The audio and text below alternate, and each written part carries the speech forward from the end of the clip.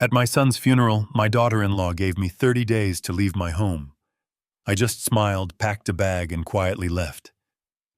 The next morning, she got a visitor. The police were at her door. My name is Victor. I am 70 years old, a retired structural engineer who spent a lifetime building foundations meant to last. But nothing prepares you for the moment you realize the family you built is structurally unsound. Before I continue this story, take a second to let me know where you are watching from in the comments below. It brings an old man comfort to know how far these stories travel. Hit the like button and subscribe to the channel if you have ever had to stand your ground against someone who severely underestimated you. You think you know the people under your roof. You think that when tragedy strikes, the people left behind will lean on each other. But sometimes, tragedy is just the smokescreen someone uses to strike the final match. What I am about to tell you is the exact sequence of events that happened when I realized my son did not just die but was a stepping stone for someone else's greed. Let us go back to that day at the cemetery. The day the earth swallowed my only child and the vultures began to circle. Thud. Thud. The sound of damp earth hitting the polished wood of a coffin is a sound that buries itself in your bones. It is final. It is heavy. I stood there under the overcast Virginia sky, listening to that terrible rhythmic drumming, feeling a piece of my soul being lowered into the ground. My son Derek was 42 years old. 42. A man in the prime of his life, strong, vibrant, carrying the weight of the world on his shoulders with a smile. And then a sudden heart attack. That is what the doctors said. A massive catastrophic failure of the heart. Just like that, he was gone. A father is never supposed to bury his son. It goes against the very laws of nature. You raise them, you protect them, you build a life for them, fully expecting that one day they will be the ones standing over your grave. Standing there, leaning slightly on my wooden cane, I felt the physical weight of my 70 years pressing down on me harder than ever before. My wife Diane had passed away 5 years prior. I had survived her death because I still had Derek. Now the silence she left behind was absolute, amplified by the loss of the only boy we had ever brought into this world. The priest was speaking words of comfort, reciting verses about eternal peace and the kingdom of heaven.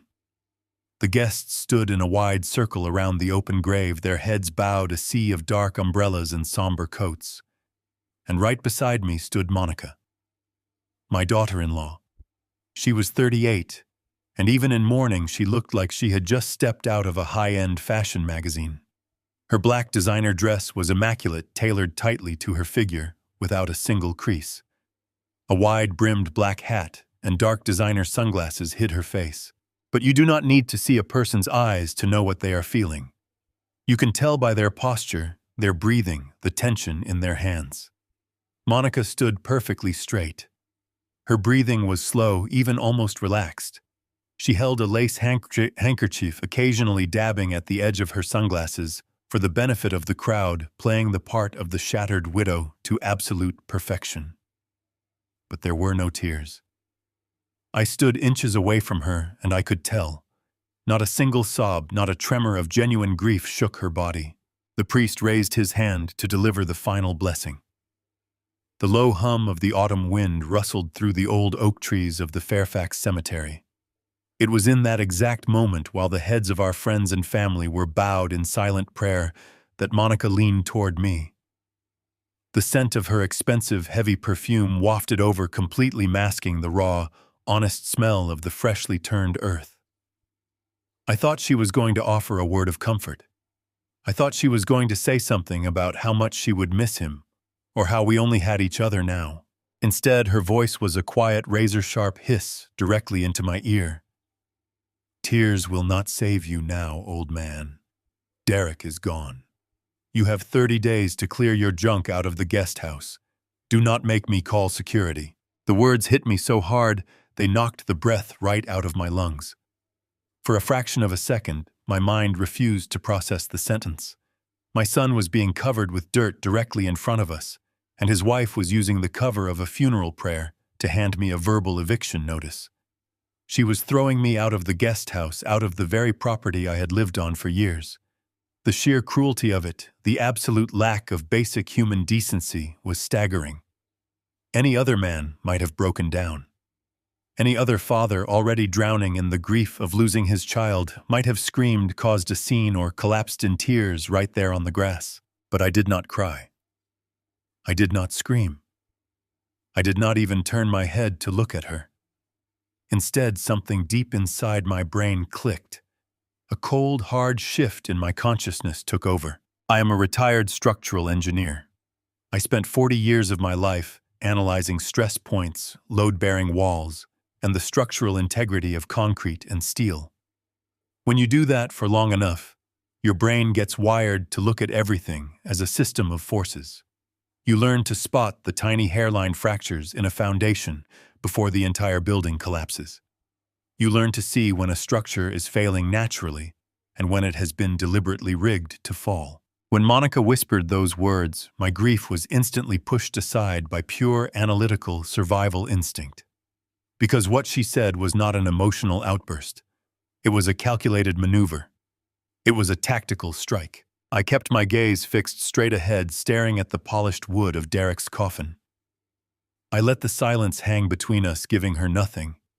No satisfaction, no fear, no reaction for her to feed on. But out of the corner of my eye, I began to scan the perimeter of the crowd. If Monica was making a move this bold, this fast, she was not doing it alone. You do not tear down a load-bearing wall without setting up temporary supports first. My eyes drifted across the sea of black coats until they landed on a figure standing about 20 feet away on the opposite side of the grave. Troy. Troy was Derek's business partner at the construction firm. He was a slick, fast-talking financial guy who had come into the picture a few years ago. Derek was the brilliant builder, the guy who knew how to manage a massive construction site and deliver a complex project on time. Troy was the guy in the tailored suit who supposedly handled the numbers, the offshore investors, and the corporate expansion. I had never liked him. There was always a lingering scent of opportunism around Troy, a constant restless ambition that felt untethered to any real ethics or hard work. As I watched him through the crowd, I noticed Troy was not looking at the coffin. He was looking directly at Monica. And just for a split second, as the priest finished his prayer and the crowd murmured their amens, Troy gave Monica a subtle, almost imperceptible nod. It was a nod of confirmation, a nod of deep, arrogant satisfaction. It was the exact look of two people who had just closed a very lucrative, very ugly deal. A cold realization washed over me, chilling me deeper than the Virginia wind. Monica's eyes were not grieving. They were calculating.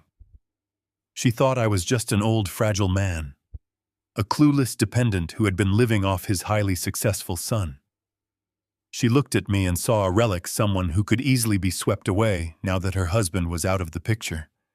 She thought the guest house I lived in was just a charity arrangement, a crumb thrown to an old man who had outlived his usefulness. What Monica conveniently forgot, or perhaps never fully understood, was that 20 years ago I drafted the blueprints for that massive 10,000-square-foot smart mansion. I poured the very foundation she was standing on. I laid out the complex electrical grids and the hidden security networks long before I ever handed the keys over to Derek. I knew the bones of that property better than I knew my own hands. She thought she was the master of the estate, completely unaware that the man she just threatened was the architect who built it. I took a slow, deep breath, letting the cold air fill my lungs and clear my mind. The priest stepped back, folding his hands. The funeral directors engaged the mechanical straps, beginning to lower the casket the rest of the way into the earth. The crowd slowly began to disperse, wrapping their coats tighter around themselves, turning away from the reality of death and walking back toward their warm cars. Monica turned away from me, instantly snapping back into her public role. She let out a soft, theatrical sob, leaning heavily into the shoulder of a sympathetic friend who had rushed over to console her. She played the tragic, heartbroken heroine, flawlessly walking away from the grave of the husband she had just used as a timing mechanism for her own ruthless greed. I remained standing at the edge of the plot, leaning on my cane. The cemetery workers came over with their shovels, respectful, but ready to finish their job. I looked down into the dark earth, whispering a silent, fierce goodbye to the boy I had loved more than my own life. I promised him right then and there that I would not let this stand. I would not let his life's work, his company, and his home be hijacked by the vultures who were already picking at his bones. Monica thought she was giving me an eviction notice. She had no idea she had just handed me a declaration of war. I adjusted my grip on my cane, turned my back to the grave, and began the long walk back to my truck. I had 30 days. That was more than enough time for an old engineer to design a complete and total demolition. The drive back from the cemetery to the Fairfax estate took 45 minutes. 45 minutes of heavy, unbroken silence disturbed only by the rhythmic humming of my old truck's engine. When I pulled through the tall wrought iron gates of the property, the sheer scale of the place felt different than it had that morning. The main house is a sprawling 10,000-square-foot modern colonial marvel, set far back from the road, behind rows of mature privacy hedges. It was supposed to be a home built for generations, a fortress where my son could raise a family, host his friends, and build his legacy. Instead, it had become his tomb. My guest house sat about 50 yards away from the main structure, separated by a manicured stone pathway and a large infinity pool. I parked my truck and walked slowly toward my front door, leaning heavily on my wooden cane, letting the crisp autumn air settle the adrenaline still humming in my veins. The property was eerily quiet. Most of the funeral guests had gone to a reception at a local country club, an event Monica had organized and paid for using company funds. She claimed it was to honor his memory, but I knew it was a networking event. But Monica herself had not stayed long. I saw her sleek black luxury sedan parked aggressively close to the main entrance. She had rushed back here, not to mourn in private, not to sit quietly with the memories of her husband. She had rushed back to start erasing him. I stepped inside my small living room and walked straight to the window that faced the back patio of the main house. The blinds were partially drawn, giving me a clear, unobstructed line of sight straight into Derek's ground-floor home office. The interior lights were blazing. Through the floor-to-ceiling glass doors, I watched my daughter-in-law moving with a frantic, almost euphoric energy. She had already changed out of her immaculate funeral dress and was now wearing comfortable designer loungewear. In her hands were thick, heavy-duty black trash bags.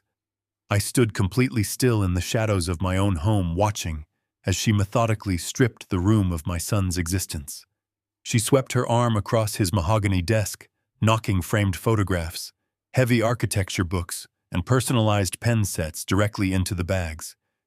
There was no hesitation, no pausing to look at a picture, no running her fingers over a sentimental item. It was a sterile, clinical eradication, a demolition job performed by someone who could not wait to clear the site for a new project. My chest tightened, not with sorrow, but with a cold, rising fury. She was throwing away the life of a man who had given her everything. She moved from the desk to the leather sofa, picking up his favorite reading jacket and stuffing it into the plastic without a second thought. It was the absolute efficiency of her movements that struck me. This was not a grieving widow making impulsive emotional decisions in a state of shock. This was a woman executing a carefully prepared checklist. Then she moved toward the small side table near his reading lamp. This was where Derek kept his personal items, the things he needed close at hand every single evening. I leaned closer to the glass, squinting through the fading afternoon light. Monica picked up a small cluster of orange plastic cylinders, prescription bottles. Even from 50 yards away, I recognized the distinct shape of the nitroglycerin pill bottles his cardiologist had prescribed 6 months ago. Derek had mild angina, a condition we were managing carefully. The doctor had given him strict instructions to keep those pills on hand at all times, especially in his office, where he worked long, stressful hours. If he ever felt a tightening in his chest, he was supposed to take one immediately under the tongue to open the blood vessels and stop a potential cardiac event. It was his lifeline. I watched Monica unscrew the cap of one of the bottles. She tilted it, peering inside. Then, she casually tossed the entire bottle into the black trash bag. She grabbed the second bottle, checked it, and threw it in as well. My engineering mind instantly seized on a glaring, terrifying anomaly. The bottles had weight to them. When she tossed them into the plastic bag, they did not bounce lightly like empty plastic containers. They hit the bottom with a solid, muffled thud. They were full. Both of them were completely full. My heart pounded against my ribs as the logical implications of what I had just seen began to form a horrifying picture. If my son had suffered a massive, agonizing heart attack in that very room just days ago, his first instinct would have been to reach for those pills. He would have knocked the lamps over. He would have scrambled to open those bottles. They should have been empty or scattered across the floor or at the very least opened. But they were perfectly sealed full and sitting neatly on his side table until his widow tossed them away like useless clutter. Why were the pills untouched? The question echoed in my mind, loud and demanding. A healthy, intelligent man dying of a heart attack does not simply forget to take his life-saving medication when it is sitting 3 feet away from him, unless he could not reach it, unless someone moved it. I watched Monica tie off the final black bag with a sharp, definitive tug. She dragged it out to the patio, leaving it by the side door for the groundskeeper to deal with later. Then she stepped back inside and walked over to the smart home control panel mounted on the wall. I saw her fingers flying across the digital screen. A second later, the heavy mechanical clank of the deadbolts echoed across the courtyard. She was locking down the main house. She was sealing the perimeter. She stood by the glass door for a moment, looking out toward my guest house, a smug, satisfied smirk playing on her lips. She thought she was untouchable. She believed that by changing the digital passcodes and engaging the primary security locks, she had effectively locked me out of the estate and secured her new kingdom. She was flaunting her absolute control, completely unaware that she was being watched by the man who built it all. I let the curtain fall back into place, stepping away from the window. I walked over to my modest wooden desk and opened the bottom drawer. I reached far into the back, feeling around, until my fingers brushed against a small, heavy piece of metal and plastic. I pulled it out and held it in the palm of my hand. It was a master override fob. What Monica failed to realize was that she was merely a resident in a structure I had brought into existence. 20 years ago, before Derek even had the capital to hire a prime contractor, I drafted every single blueprint for this estate. I stood in the mud and poured the concrete foundation. I routed the plumbing. I spent weeks personally wiring the electrical grid and configuring the central nervous system of the smart home architecture. I built the walls she was hiding behind. When I designed the security network, I built in a hardwired analog override system, a backdoor that no digital passcode could ever overwrite. It was a safety measure, a fail-safe installed by a paranoid engineer who knew that technology could fail, or in this case be hijacked by a malicious user. Monica thought she held the keys to the castle, but I was the one who forged the locks. I slid the heavy override fob into my jacket pocket. The cold metal felt like a promise against my chest. She wanted me out in 30 days. She wanted to erase my son's memory and keep his fortune for herself and Troy. She believed her lies were watertight, perfectly insulated against any scrutiny. But she had made the fatal mistake of challenging a man who spent his life analyzing structural integrity. I knew how to find the weak points. I knew how to expose the rot hidden behind a beautiful facade. And I knew exactly how to bring the entire mansion crashing down on her head. I grabbed a small duffel bag from the closet and began to pack exactly as she had ordered. I folded my clothes methodically, leaving the space completely empty. I would play the role of the defeated, compliant old man. I would leave the guest house and let her think she had won the first battle. But I was not retreating. I was simply moving to higher ground to prepare the demolition. 3 days passed since the damp earth claimed my son. 3 days of absolute silence from the main house while I methodically packed a single canvas bag and left the guest house exactly as I found it. I did not linger. I did not look back. I drove my old rusted truck away from the wrought iron gates and found a cheap motel on the barren outskirts of town. It was the kind of place with flickering neon signs and peeling yellow wallpaper, the perfect backdrop for a broken man. I needed Monica to believe she had won the first round effortlessly.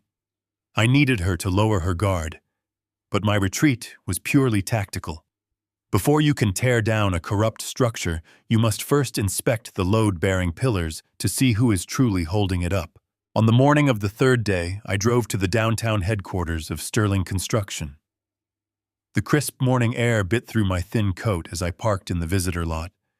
Looking up at the sleek glass and steel facade of the building, a bitter wave of nostalgia washed over me. I had drafted the preliminary sketches for this very headquarters at my kitchen table 2 decades ago. I knew the thickness of the reinforced glass. I knew the grade of the steel framing. I knew the exact depth of the foundational pylons anchoring it to the bedrock. Now, walking through the revolving front doors, I felt like a stranger in my own creation. But a stranger was exactly what I needed to be today. Before I stepped into the polished marble lobby, I adjusted my posture. I let my shoulders slump forward, rounding my back to exaggerate the heavy weight of my years. I slowed my pace, transforming my usual steady stride into a hesitant, uneven shuffle. I gripped my wooden cane with both hands, making my knuckles white, letting my hands tremble just enough to look utterly convincing. I was no longer the master engineer. I was simply a grieving, clueless, desperate old man who had nowhere else to turn. The young receptionist at the front desk barely recognized me. She offered a look of deep pity, whispering her condolences before buzzing me through the secure double doors. I made my way down the long, heavily carpeted corridor toward the main executive suite. Every step felt heavier than the last, not from physical exhaustion, but from the sickening reality of what I was about to face. I reached the heavy oak doors of what used to be my son's office. The brass nameplate bearing his name had already been unscrewed, leaving only 2 small empty holes in the polished wood. They wasted absolutely no time erasing his memory. I knocked softly, pushing the door open, without waiting for an answer. The sight inside made my blood run cold, though I kept my expression completely vacant and mild. Troy was sitting behind my son's massive mahogany desk. He looked entirely too comfortable in that leather executive chair, leaning back with his hands laced together behind his head. He wore a sharp navy blue tailored suit, looking every bit the ruthless corporate conqueror. Monica was perched on the edge of the plush leather sofa across the spacious room. She wore an elegant beige pantsuit, holding a steaming cup of artisan coffee. They both froze instantly when I shuffled slowly into the room. The air in the office grew instantly thick with intense tension. Troy dropped his hands sitting up straight, while Monica placed her coffee cup down with a sharp clink against the glass table. Neither of them offered me a seat. Neither of them asked how I was holding up. I stood near the doorway, leaning heavily on my cane, letting my chin quiver slightly as I looked around the room. I let my eyes wander aimlessly, playing the part of a disoriented senior citizen overwhelmed by the tragedy of his bleak circumstances. "Victor," Troy said, his voice smooth but layered with a distinct edge of sharp annoyance. "We were not expecting you today. This is a very busy morning for us. We are trying to sort out the massive mess Derek left behind." I swallowed hard, forcing a ragged breath into my lungs. "I am sorry to intrude, Troy. I really am. I did not know where else to go. Monica told me I had to leave the guest house, and I have packed my things. I am leaving. I just needed to speak with you both before I finally go." Monica crossed her slender arms, her posture rigid and defensive. "I told you at the cemetery, Victor. We are done here. There is nothing left to discuss. You need to figure out your own living arrangements immediately. I cannot hold your hand through this." I nodded slowly, keeping my tired eyes fixed on the floor, adopting the posture of a beaten dog. "I know, Monica. I understand completely.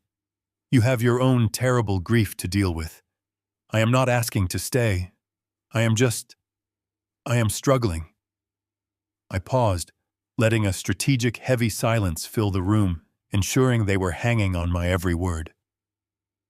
My Social Security check barely covers my daily food and my medical expenses.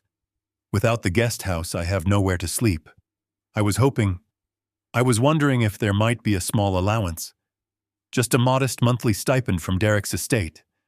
Just enough for me to afford a basic room in a cheap assisted living facility nearby.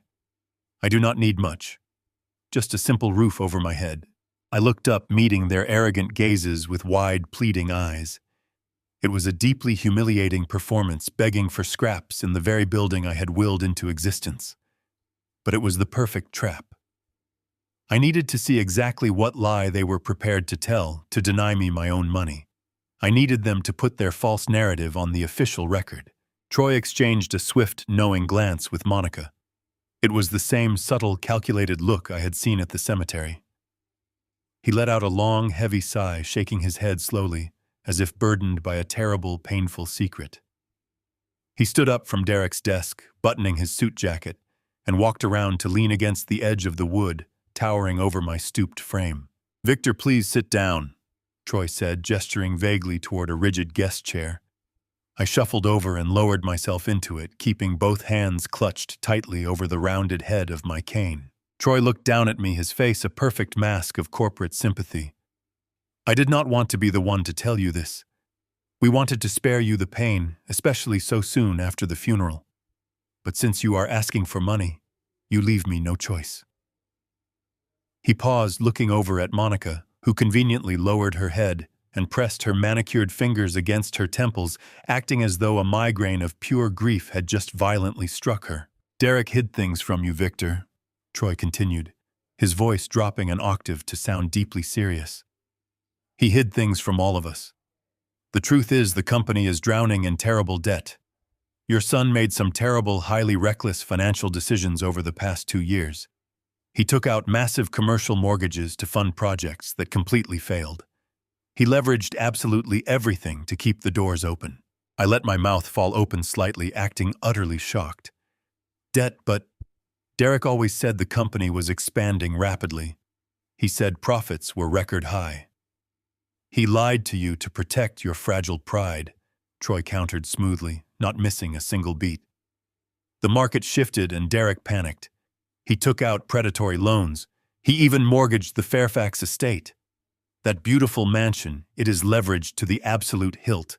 The banks are breathing down our necks as we speak." Monica chimed in, her voice trembling with perfectly calibrated theatrical distress. "It is a complete financial nightmare, Victor. I am left holding a mountain of toxic debt. I am going to have to sell my jewelry, maybe even my car, just to keep the creditors from seizing the property. Derek ruined us. He left me with absolutely nothing but unpaid bills and constant legal threats." Troy stepped closer to me, lowering his voice into a tone of quiet finality. "There is no estate, Victor. There is no money left to give you an allowance. We are barely scraping by to make payroll this week. Every single asset is tied up in bad loans. You are going to have to rely on your government checks or find a public shelter. I am sorry, but the well is completely dry." I sat there in the chair, letting my shoulders shake, as if the devastating news had finally broken my spirit. I looked like an old man whose entire world had just collapsed. I looked like a father devastated by the realization that his son was a spectacular failure. But inside my mind, behind the trembling facade, I was running the structural analysis of their lie. And their lie was built on shifting sand. My eyes remained fixed on Troy's desk. Just inches from his tailored sleeve sat a thick financial ledger. The file was facing him, meaning it was upside down from my perspective. But 30 years of sitting across negotiation tables had taught me how to read inverted text faster than most people read a morning newspaper. Printed in bold black letters at the top of the open page was a familiar project code. Project Vanguard. I knew Project Vanguard. Derek had called me just a month ago, brimming with genuine pride, to tell me about it. It was a massive commercial development deal in downtown Richmond. He had personally supervised the final inspections. He told me the project had closed successfully and yielded a pure, unencumbered profit of exactly $8 million. $8 million in liquid cash that had hit the company accounts just 4 weeks prior to his death. Yet there it was sitting on Troy's desk. Project Vanguard was listed clearly under a column labeled Unrecoverable Bad Debt. My son's money had not vanished into predatory loans or reckless mortgages. My son's money was being systematically erased from the official books. Troy and Monica were painting a masterpiece of financial ruin, a brilliant illusion designed to justify cutting me off and keeping the fortune entirely for themselves. They thought they were incredibly clever. They thought they had woven a narrative so tight and so terrifying that a simple retired engineer would never dare to question the complex corporate accounting. They assumed I would simply nod, cry, and shuffle off to a cheap public nursing home, leaving them to enjoy the millions they had stolen. I had no idea, I stammered, making my voice sound weak and reedy. Derek never told me anything. I am so sorry, Monica. I did not mean to add to your heavy burdens. I will figure something out. I will not bother you again. Monica uncrossed her arms, her fake distress instantly evaporating into a cold, dismissive satisfaction. See that you do not, Victor. We simply cannot afford any distractions right now. I used my cane to slowly push myself up from the chair. I nodded to Troy, who offered a tight, patronizing smile, clearly thrilled that his performance had worked so perfectly. I turned around and began my slow, agonizing shuffle toward the heavy oak doors, playing the defeated victim until the very last second. As I reached for the brass handle, I felt a profound, chilling clarity settle over my mind. They had just shown me their hand. They had built a wall of dirty lies, but they forgot that I am the man who knows exactly how to tear walls completely down. I stepped out of the office, letting the heavy door click shut behind me. The performance was officially over. The true demolition was finally about to begin. My hand was still resting on the cool, polished brass of the heavy oak door handle when her voice cut through the quiet tension of the room. Wait, Victor. I paused, allowing my shoulders to slump just a fraction more before I turned around to face them. Monica was rising from the plush leather sofa. She smoothed down the front of her immaculate beige pantsuit, ensuring not a single wrinkle marred her perfect appearance. She walked slowly across the wide expanse of the office, her high heels clicking softly against the imported hardwood floor. There was a calculated grace to her movements, a predatory elegance that she wore like armor. She stopped just a few feet away from me, clutching a small, crisp slip of paper between her manicured fingers. She lifted her chin, her eyes softening into a mask of manufactured pity. It was a terrifyingly convincing performance. If I did not know better, if I had not seen her tossing my son's life-saving medication into a black trash bag just days earlier, I might have actually believed the sorrow etched onto her face. She blinked, and a single perfectly timed tear spilled over her lower lash line, tracing a pristine path down her cheek. I know this is incredibly hard for you. Monica whispered, her voice trembling with synthetic empathy. And I know we said the company is completely out of funds, which is the absolute truth. But I cannot in good conscience just let you walk out of here with nothing. Not after everything you have lost. She reached out and gently took my free hand, the one that was not leaning heavily on my wooden cane. She pressed the slip of paper into my palm. I looked down at it. It was a cashier's check drawn from a private account made out to me. The amount written in bold black ink was $10,000. This is my personal money, Victor, Monica said, her tone dripping with the kind of condescension usually reserved for a beggar on the street. It is everything I have left from my own personal savings. I am giving it to you because I want you to have a safe place to sleep. Consider it a final gift from Derek's estate. From me to you. I stared at the check, forcing my hands to tremble violently, letting the thin paper flutter in my unsteady grip. $10,000. It sounded like a lot of money to an outsider, but in the context of my son's multi-million-dollar enterprise, it was an absolute insult. It was a deliberate, calculated slap in the face. Take it, Victor, she continued, her voice dropping into a low, icy register that completely contradicted the tear still drying on her cheek. Take it and disappear. Use it to find a quiet facility somewhere far away from Fairfax. Start a new life. Because after today, we never want to see you again. We cannot carry the burden of your living expenses while we are trying to salvage this financial nightmare. This is a clean break for all of us. I kept my head bowed, playing the part of the broken, grateful father. Thank you, Monica, I wheezed, injecting a pathetic waver into my voice. You are too kind. I do not know how to repay you for this generosity. I looked past her shoulder toward the massive mahogany desk where Troy was still sitting. He was watching the exchange with a smug, self-satisfied smirk, entirely convinced that they had just successfully bought my permanent silence for the price of a used car. But as my teary, seemingly unfocused eyes drifted toward Troy, they locked onto the surface of his desk. He was so confident in my absolute cluelessness that he had not even bothered to close the thick, leather-bound financial ledger sitting open right in front of him. The document was facing him, which meant the text was upside down from where I stood near the door. For any normal person, reading inverted small print text from 15 feet away would be entirely impossible. But Troy did not know who I really was. He only saw a grieving old man. He did not know that for 30 years I was the lead structural engineer and prime contractor for some of the most fiercely competitive commercial development bids on the entire East Coast. When you sit in crowded, high-stakes boardroom meetings, surrounded by cutthroat rival contractors and aggressive city developers, you learn how to gather intelligence by any means necessary. You learn how to casually glance across a wide mahogany table and read a competitor's proprietary bidding sheet completely upside down. It is a highly specific survival skill forged in the fires of million-dollar negotiations, where a single stolen glance at an inverted margin calculation could mean the difference between winning a massive state contract or going bankrupt.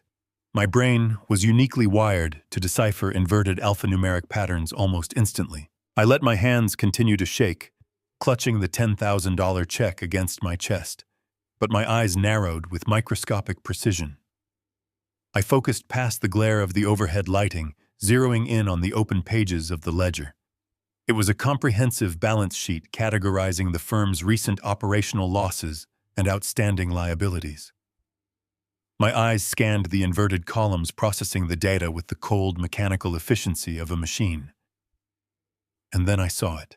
Printed in stark, bold lettering about halfway down the right-hand page was a specific alphanumeric project code followed by a clear title: Project Vanguard. I felt a sudden, electrifying jolt of adrenaline course through my entire body, though I did not let a single muscle twitch betray my discovery. Project Vanguard was listed explicitly under a primary column labeled Unrecoverable Bad Debt and Total Asset Losses. Next to the title was a staggering negative figure categorized as a catastrophic financial write-off for the current fiscal quarter. The lie they had just spun about the company drowning in debt began to instantly unravel right in front of my eyes. Because I knew the absolute truth about Project Vanguard. I knew it better than anyone else in this building, except perhaps the two criminals sitting in this room. Exactly 1 month ago, Derek had called me late on a Friday night. He was exhausted, but his voice was brimming with a profound, untethered joy. He had called to tell me that he had just personally signed off on the final structural inspections for Project Vanguard, a massive, highly complex commercial development deal in the heart of downtown Richmond. We did it, Dad Derek had told me over the phone, his words rushing out in a flood of pure excitement. The client signed the final release forms. The escrow cleared this morning. We pulled it off perfectly. It is a pure, unencumbered profit of exactly $8 million. $8 million, Dad. It is the biggest single margin this firm has ever seen. The company's future is completely secured. I remembered the immense pride swelling in my chest as I congratulated him. I remembered the sound of his laughter. That was just 4 weeks prior to his sudden, inexplicable death. $8 million of pure liquid capital had legally entered the company's accounts just 30 days ago. It was a monumental victory that solidified the financial foundation of Sterling Construction. Yet looking at the inverted ledger on Troy's desk, that exact same project was now officially documented as a catastrophic loss. $8 million does not simply evaporate into thin air within 4 weeks. It does not magically transform into toxic bad debt, unless, of course, the debt was a complete and total fabrication. Unless the bankruptcy was a carefully engineered illusion designed to mask the systematic draining of the company's capital. Monica and Troy were not victims of my son's poor financial management. They were the architects of a massive, highly coordinated embezzlement scheme. They were hiding millions of dollars, scrubbing the official records clean, and declaring the company insolvent to justify liquidating the remaining physical assets, including my home. The $10,000 check in my hand was not a gift. It was hush money. A pathetic bribe meant to quietly usher me off the stage before I could start asking inconvenient questions about the missing funds. I slowly tore my eyes away from the ledger on the desk, making sure to blink several times, as if trying to clear the tears of gratitude from my vision. I looked back at Monica, who was watching me with a look of cold, impatient expectation. She wanted me gone. She needed the final piece of the puzzle removed so she could fully execute her hostile takeover. I was more than happy to oblige her, at least for the moment. "I cannot thank you enough, Monica," I whispered, forcing my voice to crack with overwhelming emotion. "You and Troy have been so patient with me. I know I have been a burden. I know I have been difficult.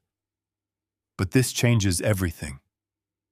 I will pack the rest of my belongings immediately. I will leave the guest house by tomorrow morning.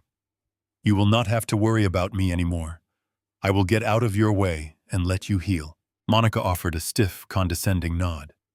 "That is the best decision for everyone, Victor. I am glad you finally understand. Please just take care of yourself." Troy waved a hand from his desk, already looking back down at his fraudulent paperwork. "Safe travels, Victor. We will send someone to collect the guest house keys tomorrow afternoon." I clutched the check, tightly gripping my wooden cane, and finally turned my back on them. I pushed the heavy oak doors open and shuffled out into the carpeted corridor.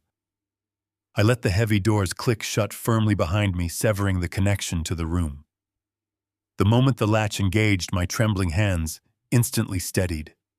My slumped shoulders straightened, locking into rigid alignment.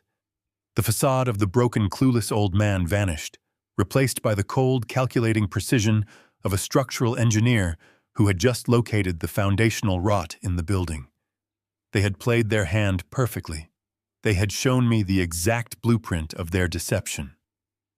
The game was officially on, and I had exactly 29 days to completely obliterate their empire. I walked out of the towering glass lobby of Sterling Construction with a slow, deliberate shuffle. I let my head hang low, keeping up the charade until I reached my truck. Once inside the cabin with the tinted windows shielding me from the world, I sat completely still. I took a deep breath, dropping the facade. The trembling in my hands ceased entirely. I looked at the $10,000 check sitting on the passenger seat. It was a piece of paper meant to buy my banishment. I started the engine and drove straight to the largest local branch of Monica's bank. I quietly stood in line, waited for a teller, and cashed the check down to the very last penny. I asked for the funds in $100 bills. I knew exactly how Troy and Monica operated. They would be monitoring that account. They would be waiting to see if the old man took the bait.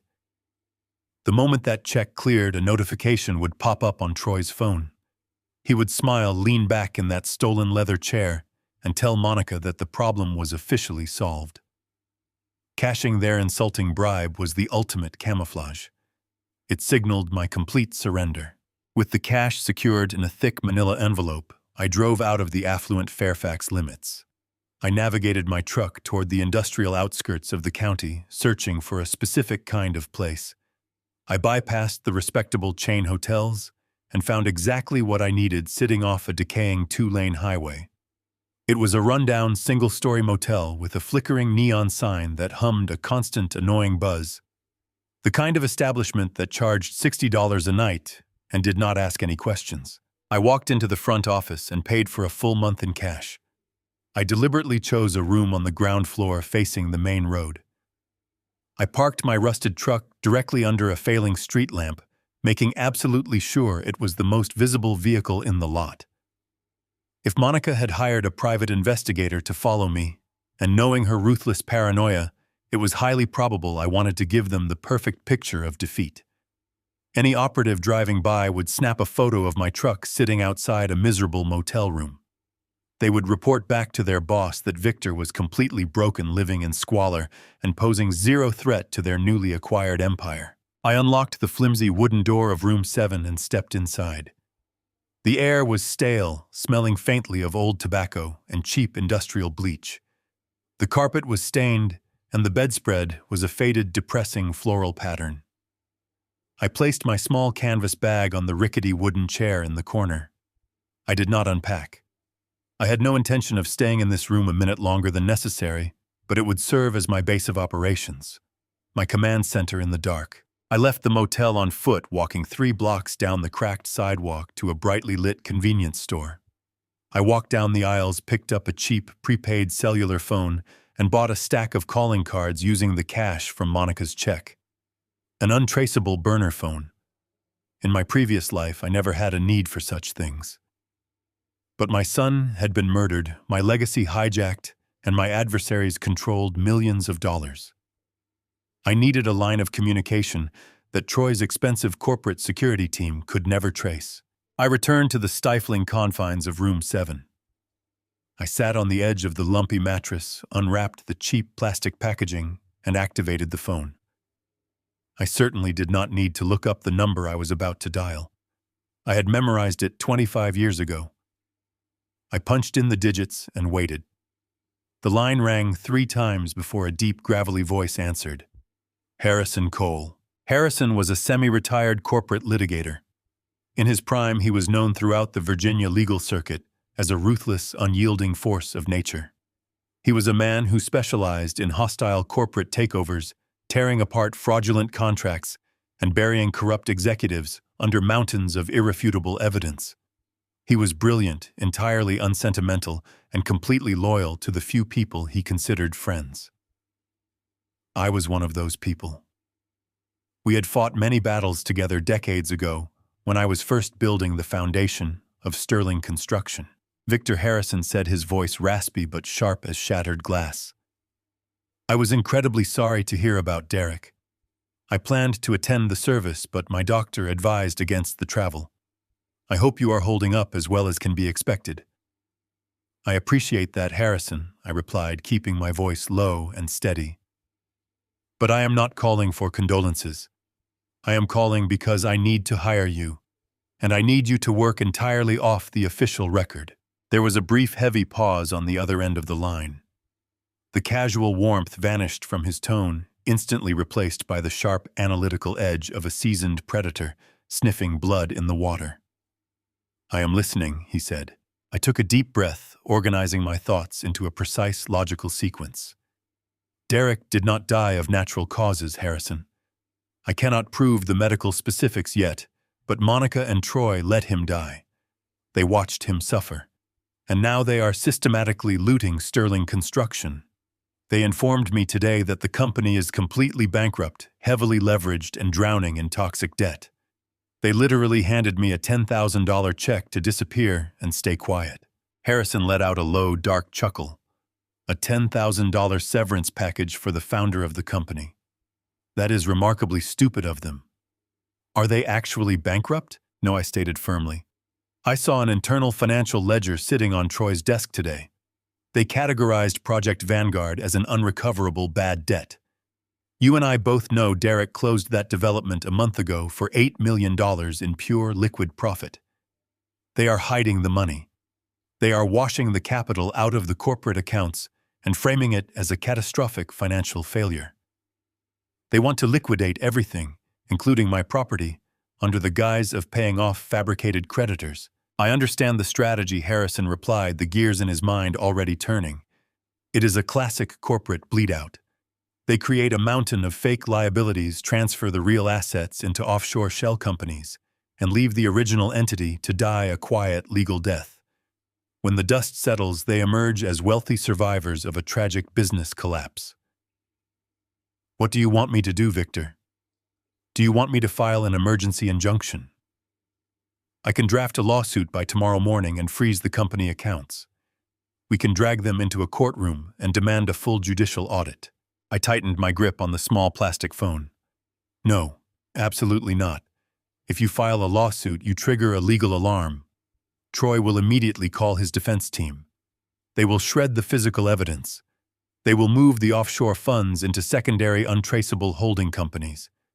They will hide behind a wall of corporate privacy laws, and they will drag this out in civil court for a decade until I am dead. I do not want to warn them. I want to build an executioner's block in the complete dark. Harrison remained silent for a moment, clearly respecting the tactical restraint. What is your objective? I need you to deploy your investigators, I instructed. But they must be ghosts. I need you to pull every single public deed, every land trust record, every corporate tax filing, and every vendor contract associated with Sterling Construction over the last 24 months. I need to see exactly what Monica submitted to the probate court regarding Derek's estate. I need to know the names of the shell companies they are using. But you cannot request anything through channels that require a subpoena. Do not rattle the cage. If they even suspect that someone is looking into the company records, they will vanish. Consider it done, Harrison said, his voice dropping into a tone of grim professional satisfaction. I have access to private forensic accountants who can trace municipal property transfers and shadow corporations without leaving a single digital footprint. It will cost money, Victor. A lot of it. And it will take a few days to gather the paper trail. Use whatever funds you need, I replied. I still have my private retirement accounts, the ones Derek never touched. Money is completely irrelevant right now. I just need the irrefutable proof of their fraud. I need the ammunition loaded and ready before I force them onto the battlefield. You always were a meticulous architect, Victor Harrison noted softly. What are you going to do while I gather the public records? I stared out the dirty motel window, watching a heavy transport truck rumble past on the dark highway. Troy and Monica have locked me out of the official corporate accounts. They changed the passwords and revoked my physical access to the building. They believe they have severed my connection to the company's financial data. But they are finance people, Harrison.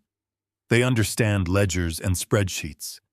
They do not understand structural engineering or network architecture. I am going to find the missing money myself. I will call you from this exact number in 48 hours. Have your documents ready. I ended the call and placed the burner phone on the scratched wooden nightstand. I reached into my canvas bag and pulled out my heavy, rugged laptop. It was an older model, thick and durable, the kind I used to bring onto active construction sites. I booted up the machine and connected it to the motel's unsecured, agonizingly slow wireless network. I did not need speed. I needed an open door. I slowly opened a black command terminal directly on the screen. The glowing white text blinked steadily against the dark background, waiting for my input. I flexed my stiff fingers, letting the muscle memory of decades past take over. I had played the role of the defeated beggar flawlessly. I had cashed their insulting check. I had retreated to this miserable room to let them revel in their false victory. But the real war was not going to be fought in a courtroom or a corporate office. It was going to be fought in the hidden digital foundations of the empire I built with my own hands. I stared at the blinking cursor, preparing to become the ghost in their machine. I sat at the flimsy wooden desk in room 7. The pale glow of my laptop screen illuminated the peeling yellow wallpaper of the cheap motel. Troy and Monica were thorough. I will give them that much credit. When I attempted to log into the Sterling Construction executive portal using my administrative credentials, a stark red error message flashed across the screen. Access denied. Account revoked. They had locked me out. They had instructed their shiny new cybersecurity team to purge my identity from the company directory entirely. To them, I was just a clueless old man who did not know how to open a simple email attachment. They assumed that by changing the digital locks on the front door, the fortress was completely impenetrable. But Troy and Monica were finance people. They lived in a shallow world of spreadsheets, profit margins, and quarterly projections. They only understood the surface level of the business. They did not understand structural network architecture. They did not understand the absolute truth about building things from the ground up. When the housing market crashed during the 2008 recession, Sterling Construction was hanging by a very thin thread. I had to let go of dozens of employees, including our entire information technology department, just to keep the lights on and the construction crews paid. I could not afford outside consultants to manage our digital infrastructure. So I did it myself. I spent countless sleepless nights reading technical manuals, writing raw code, and physically building the company's central server mainframe in a cramped storage closet. I personally wired the entire network architecture that Sterling Construction still relies on today. When you build a system from scratch, you learn to leave yourself a safe way in, a hidden safety valve in case the main access fails. I had hard-coded a diagnostic backdoor deep into the root directory of the mainframe. It was an obsolete, dormant Internet Protocol bridge buried so far beneath layers of legacy code that Troy's expensive modern cybersecurity suite would never even scan for it. To their advanced firewalls, my backdoor simply did not exist. It was a phantom corridor waiting silently in the dark for over 15 years. I opened a black command terminal on my screen. I let my fingers hover over the keyboard for a brief second. Then I began to type. I entered the old sequence, bypassing the encrypted firewalls and slipping quietly through the digital cracks. The screen went black for a moment. Then the green text began to cascade rapidly down the monitor. I was in. I had unfiltered, invisible access to the entire Sterling Construction corporate database. I did not waste time looking at the superficial accounting files Troy had left on his desk earlier that day. I went straight to the raw, unedited transaction logs. I wanted to see the pure data before it was manipulated for the official ledgers. I ran a cross-reference on Project Vanguard and the supposed bad debt they had claimed. The numbers appeared on my screen cold and absolutely undeniable. The $8 million had indeed cleared the escrow account exactly a month ago. It sat safely in the main corporate holding account for less than 48 hours. Then the bleeding began. It was not a single massive transfer. That would have instantly triggered automatic federal banking alarms. It was a highly sophisticated, systematic draining process. Troy had set up an automated financial script. Every few hours, small increments of cash were being quietly siphoned out of the main account. $50,000 here, $80,000 there. They disguised the outbound transfers as routine payments to offshore subcontractors, material suppliers, and specialized consulting firms. I pulled up the corporate registration files for these supposed vendors. Every single one of them traced back to the exact same registration agent located in the Cayman Islands. They were empty shells. Paper companies that produced absolutely nothing, built absolutely nothing, and employed no one. I pushed deeper into the banking routing numbers, tracing the final destination of the laundered cash. The veil dropped completely. The stolen money was funneling directly into 3 private, numbered offshore accounts. 2 of those hidden accounts belonged to Troy. The third account, currently holding the largest sum of stolen capital, was registered directly to Monica.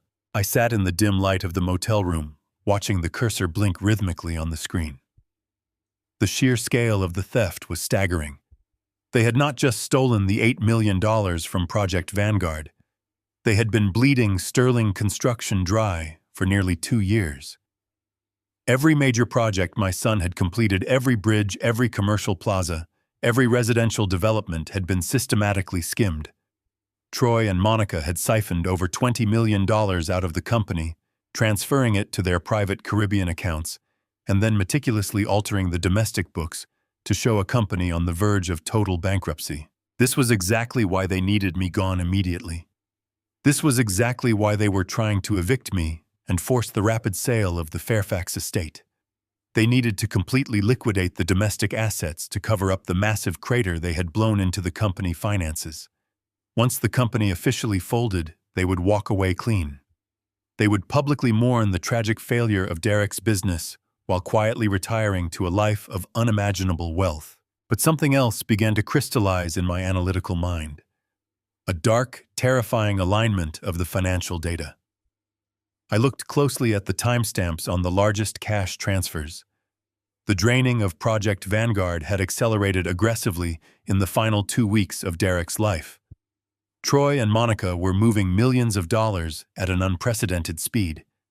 It was a reckless, frantic pace. They were rushing the process. Why were they rushing? Unless Derek had finally noticed the discrepancies in the ledgers. Derek was a brilliant builder, but he was also meticulous with his project budgets. He would have eventually seen that the funds for Vanguard were missing. He would have audited the accounts himself. The timeline of the final massive wire transfers perfectly coincided with the exact week of my son's sudden fatal heart attack. The realization settled into my chest like a heavy block of concrete. This was not just a corporate embezzlement scheme. This was the motive. Derek was about to expose them, or perhaps he already had confronted them. They needed to finalize the offshore transfers, and they needed Derek out of the way permanently before he could alert the authorities or freeze the corporate accounts. I closed the transaction logs and leaned back in my rickety wooden chair. The air in the motel room suddenly felt incredibly thin and difficult to breathe. I closed my eyes, but the glowing numbers remained permanently burned into my vision. The digital evidence confirmed everything my instincts had screamed at the cemetery. My son did not die because his heart failed him naturally. His heart failed him because his wife and his business partner decided his life was worth $20 million. I reached for the cheap burner phone resting on the nightstand. I had to wait 48 hours before contacting Harrison Cole again, but I now knew exactly what we were looking for. I had the offshore account numbers. I had the routing signatures. I had the names of the shell companies. The financial puzzle was completely solved. But the money was only half the battle. Tracing the stolen funds proved they were ruthless thieves. It proved they were committing massive corporate fraud on a federal level. But it did not prove they were murderers. To bring them down completely, to truly crush them the way they deserved, I needed to prove exactly what happened in the home office on the night Derek died. I needed to bridge the gap between their financial crimes and my son's final agonizing moments. I looked back at the laptop screen. I still had the master override fob for the Fairfax estate sitting securely in my jacket pocket. Monica believed she had locked me out of the physical house just as she believed she had locked me out of the digital company network. She thought changing the passwords on the smart home control panel was enough to secure her sanctuary. She had no idea that I had hardwired a dedicated security hub into the concrete foundation of the basement. It was a system completely isolated from the standard wireless network she currently controlled. I knew there was a hidden camera in Derek's office. He had installed it months ago to privately monitor a cleaning service he suspected of stealing expensive office supplies. He had mentioned it to me in passing, laughing about the paranoia of wealth. Monica did not know it existed because it was embedded directly into the smoke detector, mounted directly above his mahogany desk. I disconnected from the Sterling Construction mainframe and cleared the diagnostic backdoor bridge. I meticulously wiped the cache, leaving absolutely no trace of my digital intrusion. Then I opened a new command terminal and began typing the specific alphanumeric prompts required to bypass the Fairfax estate external firewalls. I was preparing to enter the house I built to walk its digital halls undetected and to witness the darkest secret it held locked within its walls. The executioner block was fully assembled in the shadows. Now I needed to sharpen the final blade. The financial data was a smoking gun. It proved beyond a shadow of a doubt that Troy and Monica were systematic thieves bleeding Sterling Construction dry to line their offshore pockets. But as I sat in that dismal motel room staring at the glowing screen, the sheer magnitude of the embezzlement began to pale in comparison to a much darker, far more terrifying question. The money was the motive. The rapid, frantic acceleration of the wire transfers during the last 14 days of my son's life provided the exact timeline, but it did not explain the physical reality of his death. A healthy 42-year-old man does not simply suffer a massive fatal heart attack out of sheer coincidence the very same week his business partner and his wife are finalizing a $20 million corporate heist. Derek was a meticulous manager. He checked his own balances. He would have noticed the missing capital. He would have demanded answers. He would have frozen the accounts. The timing of his cardiac arrest was too convenient. It was a statistical impossibility.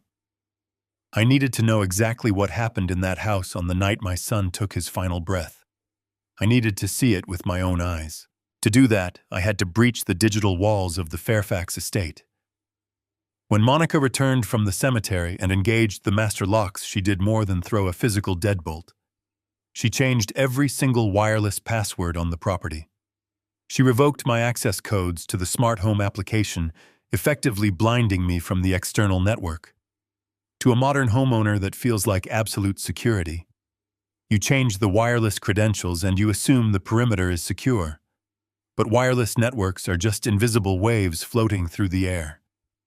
They are superficial layers of convenience built on top of a physical, hardwired reality.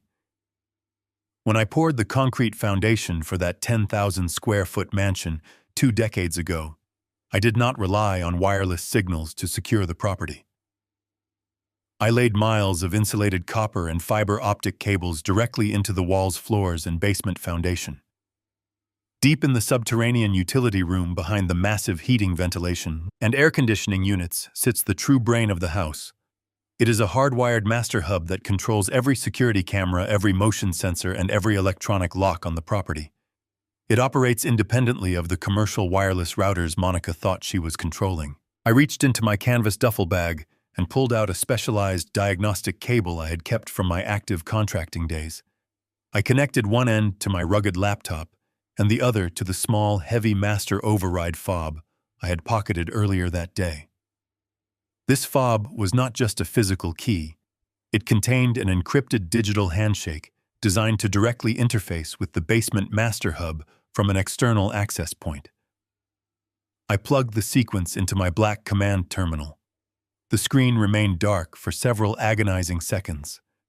My heart beat a slow, steady rhythm against my ribs as I waited for the handshake to authenticate. Then a sudden cascade of green text flooded the monitor.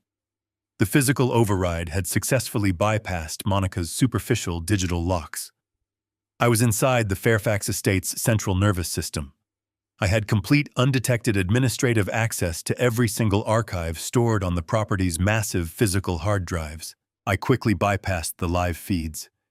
I did not care what Monica was doing at this exact moment. I needed the archived security footage from exactly 5 nights ago.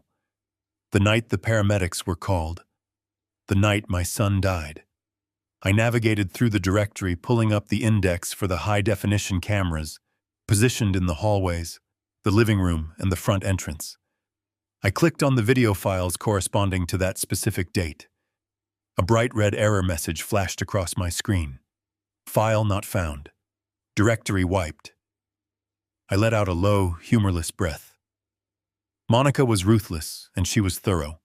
She had manually deleted the primary security footage for the entire week leading up to Derek's death.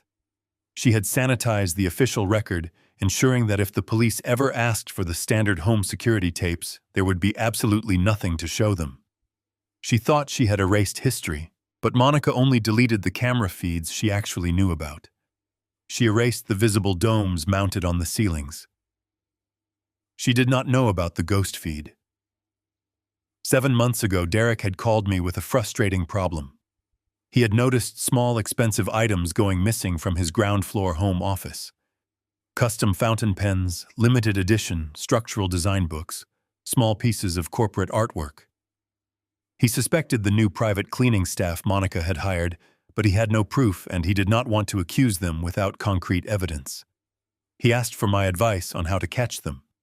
I told him to install a pinhole surveillance lens directly into the smoke detector mounted on the ceiling directly above his mahogany desk. It was a simple, elegant solution. The smoke detector had a constant hardwired power supply, meaning the camera never needed batteries. Better yet, the video feed bypassed the standard commercial cloud storage entirely. and recorded straight to a partitioned, hidden drive on the basement master hub. Derek installed it himself the very next weekend. He never mentioned it to Monica, because he did not want to cause unnecessary household drama if his suspicions turned out to be wrong. I ran a manual search command for the partitioned drive. My fingers moved across the keyboard with a frantic, desperate energy that contradicted the cold logic operating in my brain. The system processed the request. A small hidden directory appeared on my screen, untouched by Monica's recent digital purge. She could not delete what she did not know existed. I opened the folder. Dozens of compressed video files populated the list, automatically categorized by date and time. I scrolled down, my eyes scanning the timestamps, searching for the exact date my son was taken from me. I found the file marked for that Tuesday evening. The file size indicated a continuous, unbroken recording that spanned several hours. My hand hovered over the trackpad. I knew that clicking this file would cross a threshold from which I could never return. I was about to watch the final moments of my only child's life. I took a deep, steadying breath, bracing my mind for the inevitable trauma. I double-clicked the video file. The media player opened, expanding to fill the entire screen. The high-definition footage was crystal clear, capturing the entire expanse of Derek's ground-floor home office. The angle looked straight down from the ceiling, offering an unobstructed view of the heavy mahogany desk, the plush leather chair, and the wide Persian rug covering the floor. The timestamp in the bottom right corner read, 8:30 in the evening. I watched as my son walked into the frame. Seeing him alive, moving with his usual energetic stride, sent a sharp, agonizing spike of pain directly through my chest. He was wearing a light blue dress shirt, the sleeves rolled up to his elbows, a familiar look of intense concentration etched across his face. He carried a thick stack of manila folders, dropping them heavily onto the desk. He sat down in the leather chair and immediately began flipping through the documents. I leaned closer to the screen, my eyes tracing the lines of his face. He looked exhausted, rubbing his temples with his fingertips as he analyzed the paperwork. Knowing what I now knew about the offshore accounts, I recognized the exact nature of those documents. He was looking at the real corporate ledgers. He was looking at the missing $8 million from Project Vanguard. I watched the footage play out in absolute silence. The motel room around me seemed to fade into total darkness, leaving only the cold glow of the screen illuminating my face. Derek picked up his cell phone, his expression shifting from exhaustion to deep, simmering anger. He dialed a number and placed the phone to his ear, his jaw set in a rigid line. He was calling either Troy or Monica to demand a full explanation for the massive financial hemorrhage he had just uncovered. The timeline was aligning with terrifying precision. The motive was laid bare on the mahogany desk. I watched my son end the call and toss the phone onto the leather blotter. He stood up, pacing behind the desk, his chest rising and falling with rapid, agitated breaths. The digital clock on the video feed ticked forward, marching relentlessly toward the moment that would end his life. I sat perfectly still, my hands resting flat on the table, bracing myself for the horrific truth. I did not blink. I did not look away. I simply watched the screen, waiting for the murderers to finally step into the frame. The video player buffered for a fraction of a second before the image snapped into sharp focus. The hidden camera in the smoke detector provided a wide, unblinking view of my son's private office. The timestamp in the corner glowed bright white against the dim lighting of the room. It was 8:32 in the evening. I watched Derek sitting behind his large mahogany desk. He looked tired, rubbing the bridge of his nose, staring intently at the financial ledgers spread out before him. These were the very ledgers that contained the truth about the missing $8 million. He picked up his mobile phone and scrolled through it, his jaw tight. He was piecing it together. He was doing exactly what I had taught him to do when the numbers did not align. But then the tension in his face shifted into something else, something visceral and physical. Derek dropped the phone onto the desk. He brought his right hand up to his chest, his fingers curling inward, as if trying to grasp something beneath his ribs. His breathing became erratic, his chest heaving, as the first agonizing wave of the cardiac event struck him. I sat in the dark motel room, my own breath catching in my throat, watching my only child begin to die. He pushed himself back from the desk, knocking over a stack of papers, his face contorting in sudden explosive pain. Derek stumbled out of the heavy leather executive chair. His legs gave out almost immediately. He collapsed onto the thick Persian rug, his knees hitting the floor with a heavy impact that shook the camera slightly. He gasped for air, his mouth open wide, but his lungs refused to fill. The pain must have been blinding. I could see the sheer terror in his eyes as he clutched his chest, rolling onto his side. But Derek was a fighter. He knew his condition. He knew exactly what he needed to survive this. He fought through the paralyzing agony and dragged himself toward the edge of the mahogany desk. He reached a trembling arm upward, his fingers scrabbling blindly across the smooth wood. He was searching for the small orange plastic bottle. The nitroglycerin pills. The pills his cardiologist had sworn would save his life in a moment exactly like this. I watched his fingers brush against the edge of the bottle. He was inches away from survival. He just needed to grip it, open it, and place one pill under his tongue. He knocked the bottle over and it rolled slightly toward the edge of the desk just within his reach. He let out a strained, suffocating groan, preparing to push himself up one last time to grab it. Then the heavy oak doors of the office swung open. Monica stepped into the room.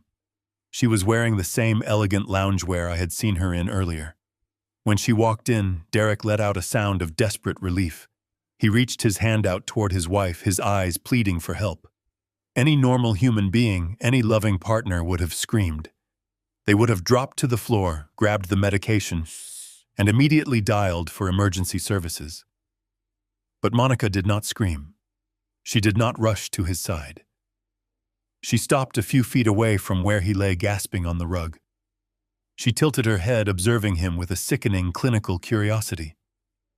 My son was suffocating, dying right in front of her, and she stood there as if she were watching a mildly interesting television program. Derek gestured frantically toward the desk, his hand shaking violently, silently begging her for the pills. Monica slowly walked over to the desk. She looked down at the orange bottle resting near the edge. She reached out with her perfectly manicured hand and picked it up. Derek's shoulders relaxed for a fraction of a second, believing he was saved. But Monica did not open the bottle. She did not kneel down to give him the medicine. Instead, she took 3 deliberate steps backward.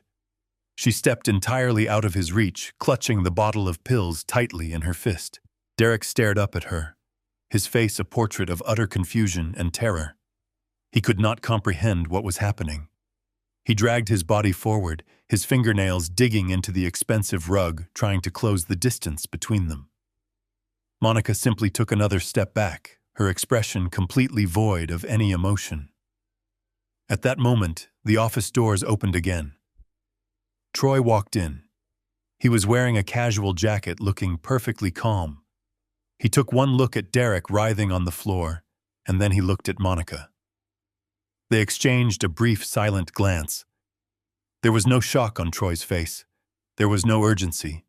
He walked over to where Monica was standing, and he crossed his arms over his chest. Together, my daughter-in-law and my son's business partner stood shoulder to shoulder, looking down at the dying man. What followed was the longest, most horrific 15 minutes of my entire life. I sat paralyzed in my cheap motel room, forced to watch my son fight a losing battle against his own failing heart. I watched him drag himself across the floor, gasping, choking, reaching out for a wife who simply stared back at him with hollow, dead eyes. Troy occasionally checked his watch, shifting his weight from one foot to the other, entirely bored by the agonizing spectacle playing out at his feet. They did not speak. They did not move to help. They just waited. They waited for my son's heart to finally give out. The minutes dragged on like hours. Derek's movements became slower, weaker, more desperate. His chest heaved with violent spasms, his body fighting for every molecule of oxygen it could find. The desperation in his eyes slowly faded into a dark, terrifying realization. He finally understood. He looked up at the two people he had trusted most in this world, realizing in his final moments that he had been entirely betrayed. He stopped reaching for the pills. He stopped reaching for Monica. His head dropped onto the Persian rug, his body twitching violently for another minute before going completely, hauntingly still. I stopped breathing. The silence in my motel room was absolute, matching the stillness on the screen. Troy walked over to Derek's body. He nudged my son's shoulder with the toe of his expensive shoe, checking for any sign of life. When Derek did not respond, Troy turned to Monica and gave a sharp, definitive nod. The exact same nod I had witnessed at the cemetery. Only then did the performance begin. Monica took a deep breath, contorting her face into an expression of absolute manufactured horror. She grabbed the phone from the desk and dialed emergency services.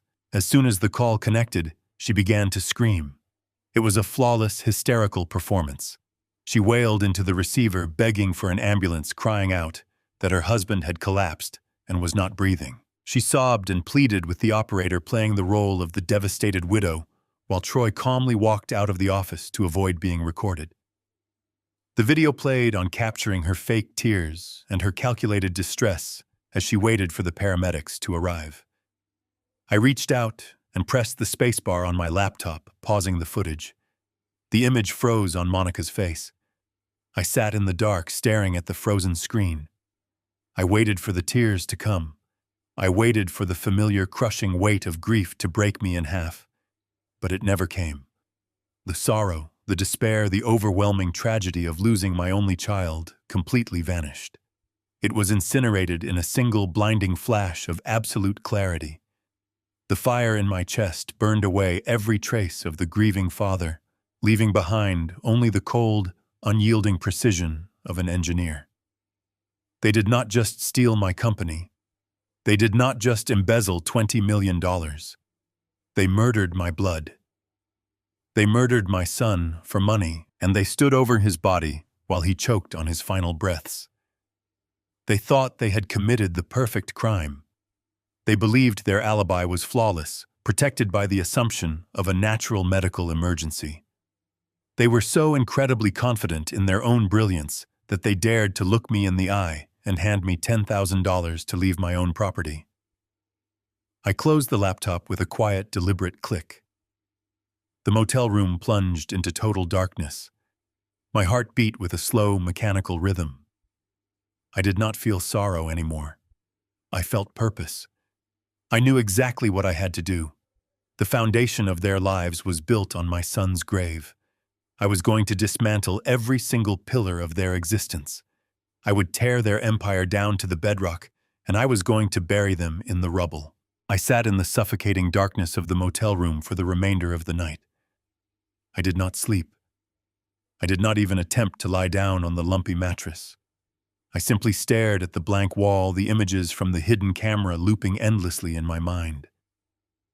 The sun eventually rose, casting pale, dusty streaks of morning light through the gaps in the cheap plastic blinds. The buzzing neon sign outside finally flickered and died, but the mechanical hum in my chest remained steady.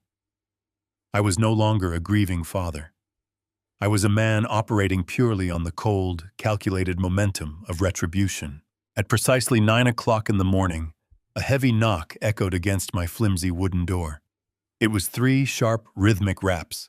I stood up, smoothing the wrinkles from my simple flannel shirt, and opened the door. Harrison Cole stood on the cracked concrete walkway. He looked entirely out of place in the rundown industrial parking lot. He wore an immaculate charcoal-tailored suit, a pristine white shirt, and a silk tie perfectly knotted at his collar. He held a thick, heavy leather briefcase in his right hand. Despite his 70 years, Harrison radiated an intimidating aura of absolute authority. He stepped into the room without waiting for an invitation, his sharp eyes scanning the miserable surroundings with a brief flash of distaste before locking onto my face. "You look terrible," Victor Harrison noted, setting his briefcase down on the small, scratched dining table. "I feel remarkably clear, Harrison," I replied, locking the door behind him. "Tell me what you found." Harrison opened the brass clasps of his briefcase and pulled out a towering stack of organized, color-coded documents. "They have been incredibly busy," he began, his voice taking on the rhythmic, authoritative cadence of a seasoned prosecutor outlining a case. "My forensic team spent the last 48 hours tearing through the public registries and shadow filings. You were entirely correct about the offshore structure. Troy and Monica have established a network of proxy corporations registered under nominee directors in the Cayman Islands. They have been quietly routing Sterling Construction Capital into these accounts for the better part of 2 years." I nodded slowly. "I know. I breached the internal corporate network last night. I traced the money. They stole over $20 million. But the financial fraud is secondary." Harrison paused, his hands hovering over the documents. He looked at me, his brow furrowed in deep concentration. "Secondary. Victor, $20 million in corporate embezzlement is a massive federal crime. It is more than enough to lock them away for decades. What could possibly supersede that? I will show you shortly," I said, keeping my voice terrifyingly calm. "But first, show me what they filed with the probate court regarding Derek's estate." Harrison pulled a separate manila folder from the stack and placed it directly in front of me. "This is where their legal strategy becomes incredibly aggressive," he explained. "As you know, Derek was the majority shareholder of Sterling Construction. When he died without a formally registered long-standing will on file, the standard legal assumption was that his estate would enter a lengthy probate process. The assets would eventually be divided according to state law, likely split between his wife and his surviving parent. That is you." I looked down at the closed folder. "But that is not what happened, is it?" "No," Harrison said grimly. "Yesterday morning, Troy utilized his premium legal connections to expedite a highly irregular filing with the county probate judge. They submitted a completely new, independently drafted last will and testament.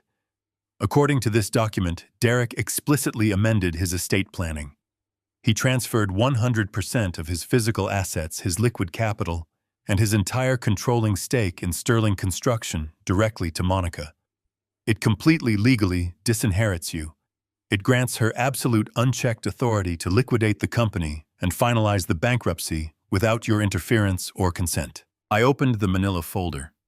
Resting on top was a high-resolution photocopy of a legal document. It was a standard boilerplate testament template, the kind you could download from any generic legal service website. It was filled out with typed text, transferring every single earthly possession my son owned to the woman who watched him die. "Look at the date at the bottom of the page," Harrison pointed out, tapping a manicured finger against the paper. "The notary stamp is completely legitimate. The witness signatures belong to Troy and an associate from his law firm. But the execution date is what caught my attention. It was drafted and signed on the exact same day Derek passed away. They are claiming he suffered a sudden health scare, realized his mortality, and frantically signed his estate over to his wife hours before his fatal heart attack. It is highly convenient, Victor. Suspiciously convenient." I stared at the date. The numeric sequence burned into my retinas. It was indeed the very same night I had just watched unfold on the digital security footage. I pulled the document closer, ignoring the typed legal jargon and focusing entirely on the bottom right corner of the page. There, resting above a solid black line, was my son's signature. I stared at the ink. I leaned in my eyes, tracing the exact geometry of the letters. I am a builder. I have spent my entire life analyzing architectural blueprints, structural schematics, and highly complex mechanical drawings. My brain is wired to recognize microscopic deviations in patterns and lines. But I did not need an engineer's precision to understand what I was looking at. I needed only the memory of a father. I taught my son how to hold a pen when he was 5 years old. We sat at the worn kitchen table of our first cramped apartment. I would guide his small, clumsy hand, showing him how to press the graphite into the paper, how to curve the loops, and how to strike the sharp angles. Over the next 37 years, I watched that signature evolve. I watched it appear on his high school diploma, on his university applications, on the first massive commercial development contract we won together. Derek's signature was always a reflection of his personality. It was bold, fluid, sweeping, and impeccably confident. It was the signature of a man who knew exactly what he was building. The signature on the document resting on the motel table was a grotesque, shattered imitation. The lines were wildly erratic. The initial letter of his first name was jagged and torn, as if the pen had violently stuttered against the paper. The ink pressure was wildly inconsistent, digging deep into the page in some places and barely leaving a mark in others. The loops were collapsed. The angles were frantic. It was not a signature executed by a man securing his legacy. It was the desperate, uncontrolled scratching of a man whose body was violently shutting down.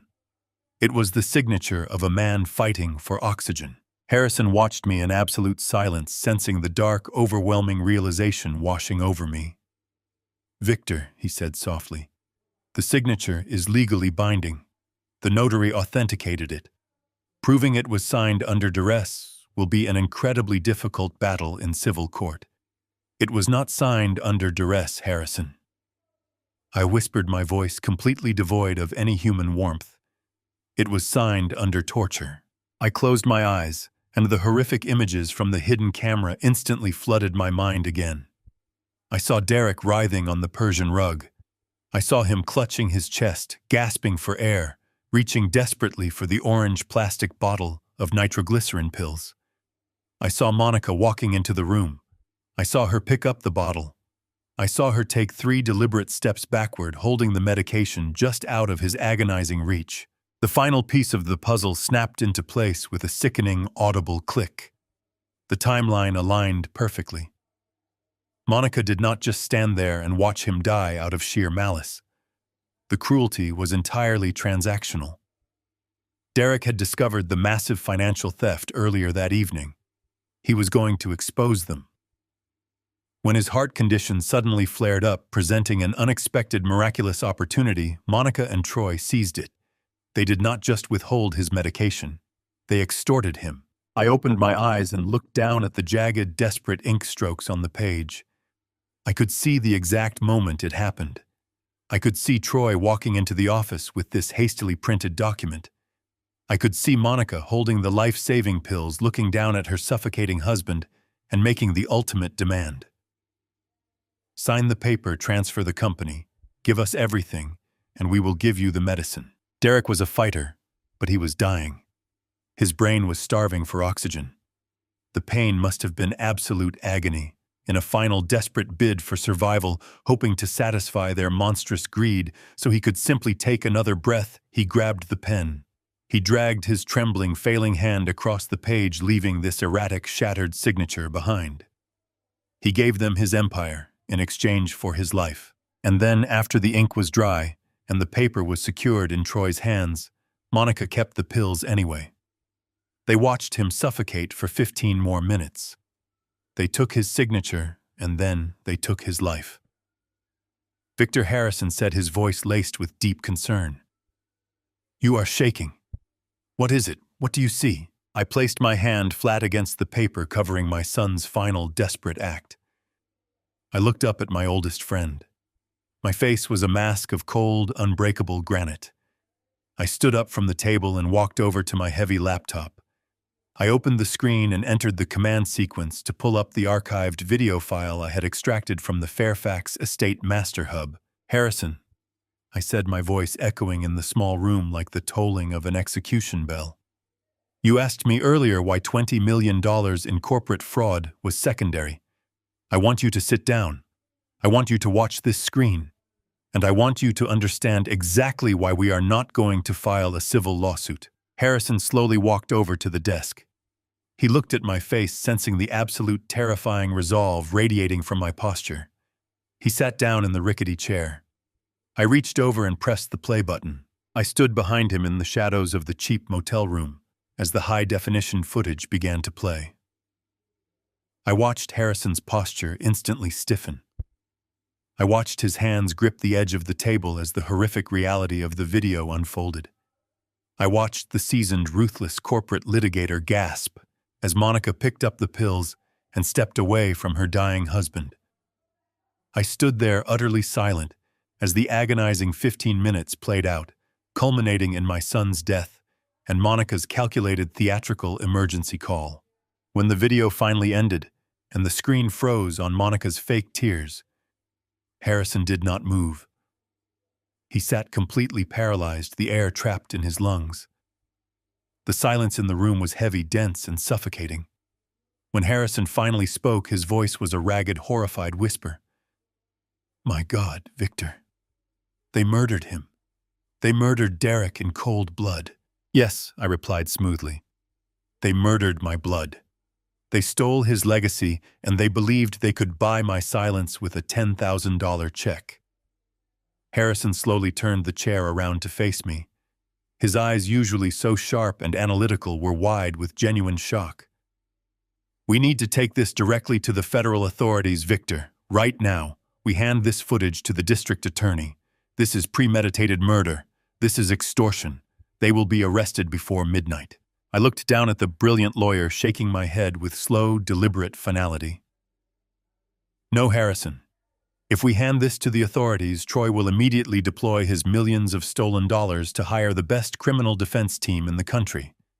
They will claim the footage is illegally obtained. They will argue it violates privacy laws. They will tie it up in evidentiary hearings for years. They might even negotiate a plea deal. They will sit in a comfortable minimum security facility living off the millions they successfully hid in offshore trusts. That is not justice. "What do you want?" Victor Harrison asked, his voice trembling slightly. I walked over to the table and picked up the forged will. "I want to systematically dismantle every single thing they care about. I want them to feel the exact same terror and helplessness my son felt on that rug. They used my company to build their stolen empire. Now I am going to use that exact same company to absolutely obliterate them. I need you to prepare a massive, overwhelming barrage of financial traps." I commanded, my voice dropping into a register of pure tactical authority. "We are going to bleed them dry, Harrison. We are going to sever their access to the offshore accounts. We are going to crash the Sterling Construction credit lines.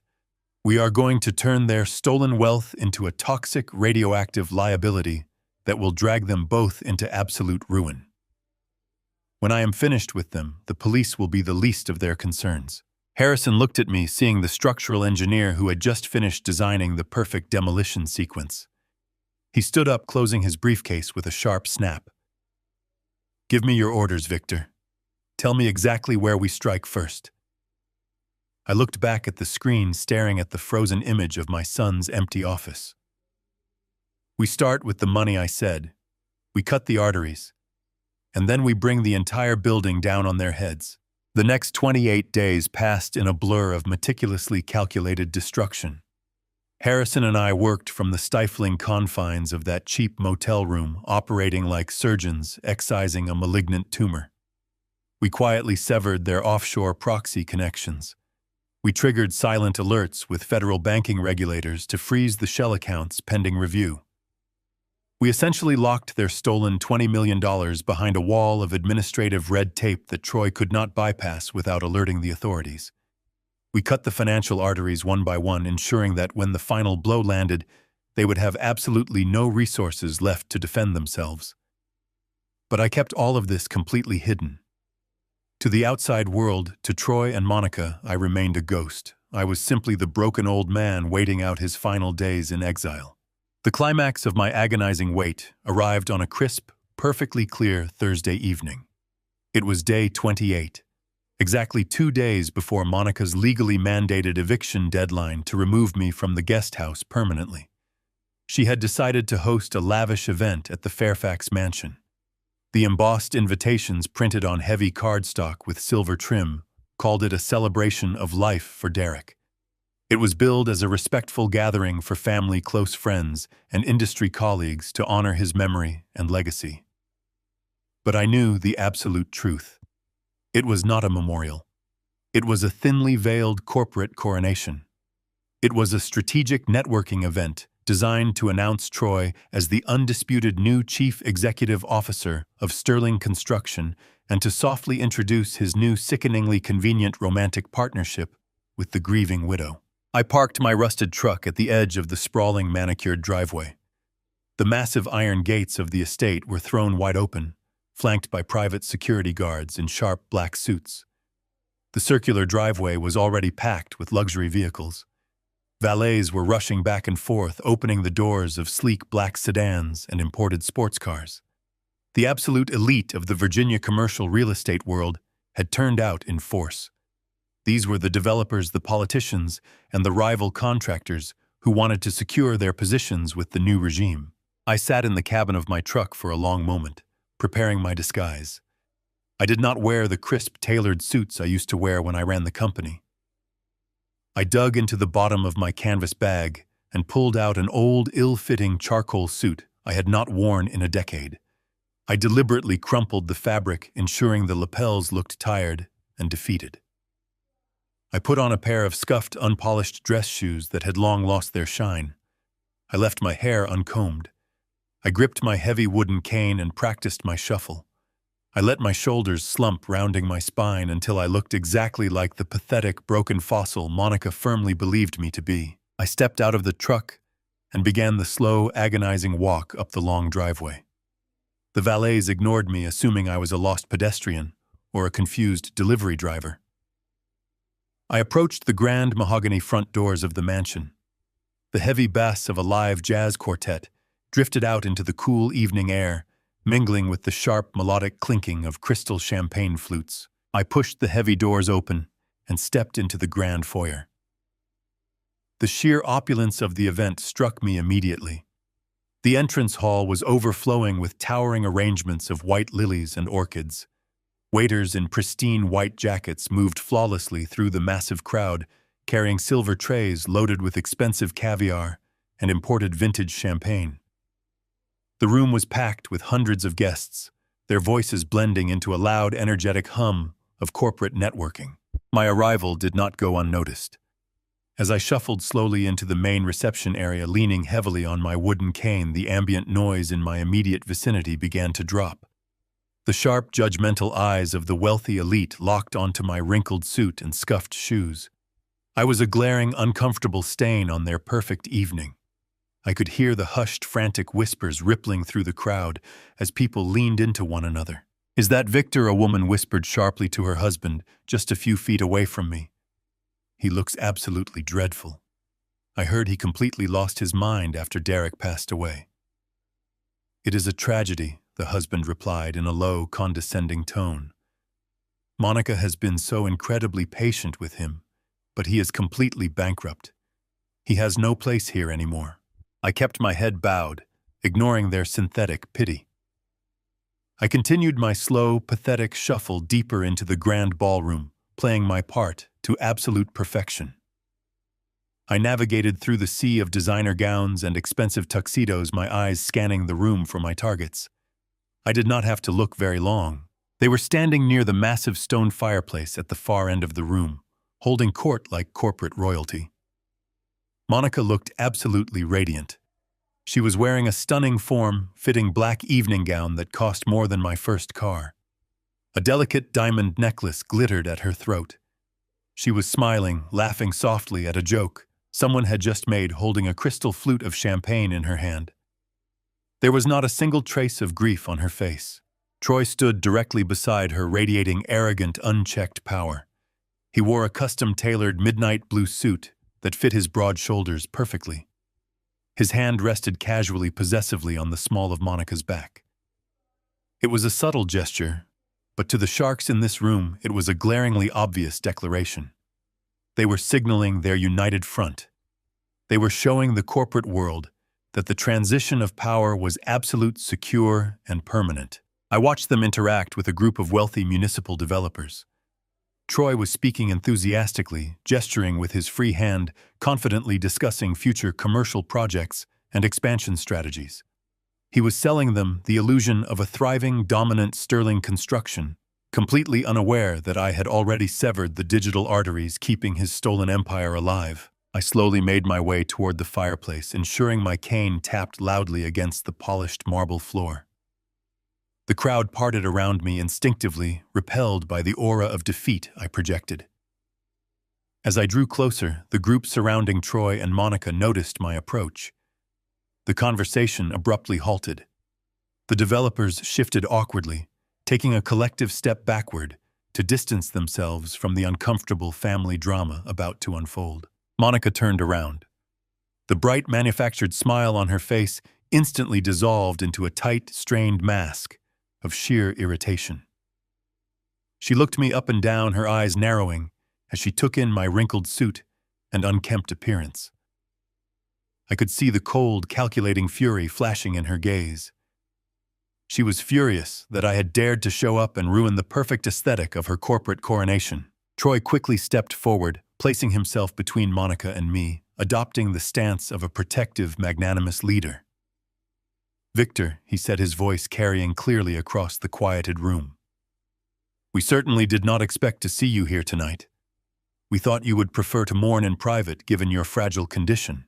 I let my hands tremble, gripping the wooden cane with weak, unsteady fingers.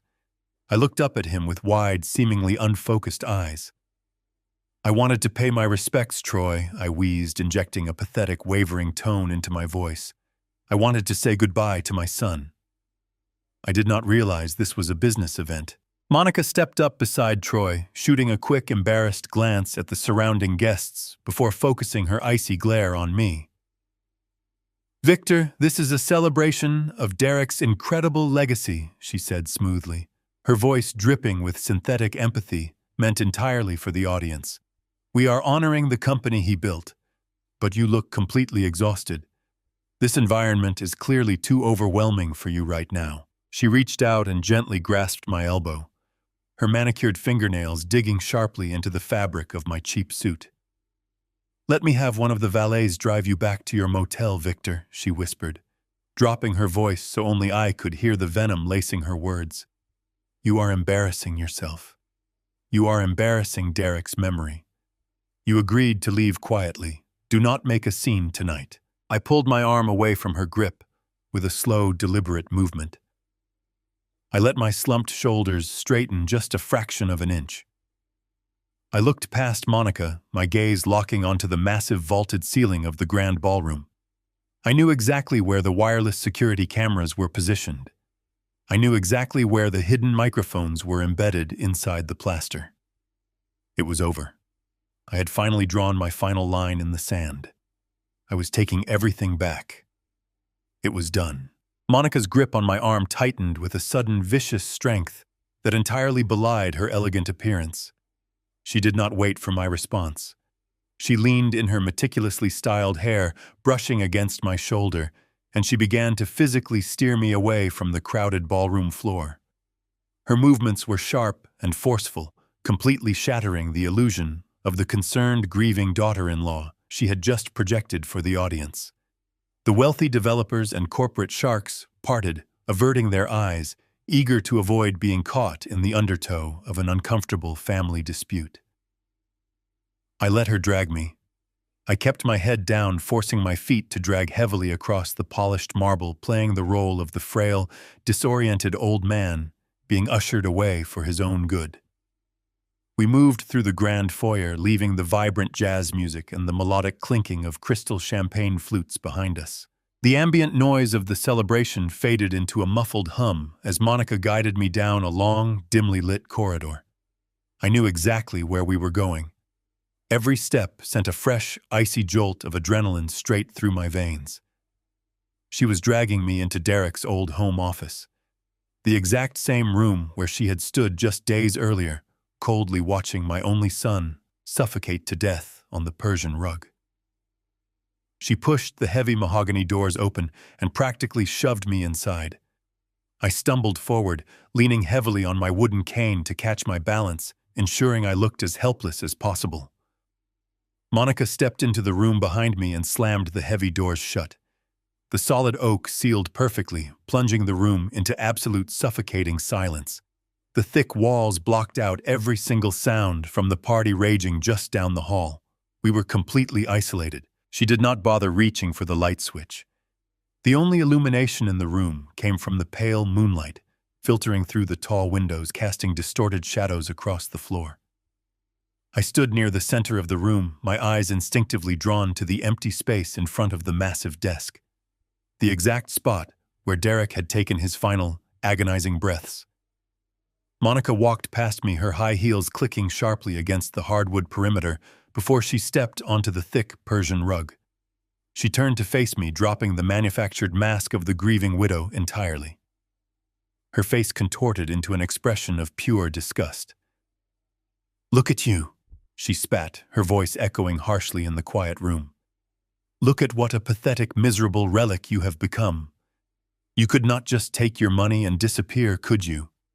You had to crawl back here and try to drag your pathetic misery into the one night I finally get to celebrate everything I have achieved." I kept my chin tucked into my chest, forcing my hands to tremble violently around the handle of my cane.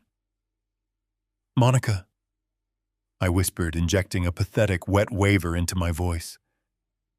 "I just wanted to see the house one last time. This is where my son lived. This is where he died. I just wanted to feel close to him before I leave." Monica let out a sharp, cruel bark of laughter. It was a hollow, echoing sound that contained absolutely zero empathy. Close to him. You want to feel close to a failure? Because that is exactly what Derek was, Victor. A weak, sentimental failure who did not have the stomach to take this company to the level it deserved. He was perfectly content building municipal bridges like a glorified bricklayer. He lacked vision. She continued stepping closer to me, her voice dropping into a low, venomous hiss. He lacked ambition. And worse than that, he was incredibly boring. He was just like you, Victor. A predictable, exhausting old soul trapped in a young man's body. I stared at the floor, letting my shoulders shake as if her words were physically striking me.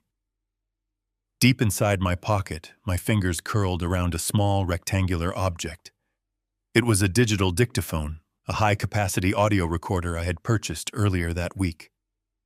My thumb rested lightly over the grooved record button, waiting for the perfect moment. I needed her to explicitly confess the depth of her deception. "Troy runs this company better than Derek ever could," Monica gloated, pacing slowly back and forth in front of the mahogany desk. "Troy understands how the world actually works. He understands power.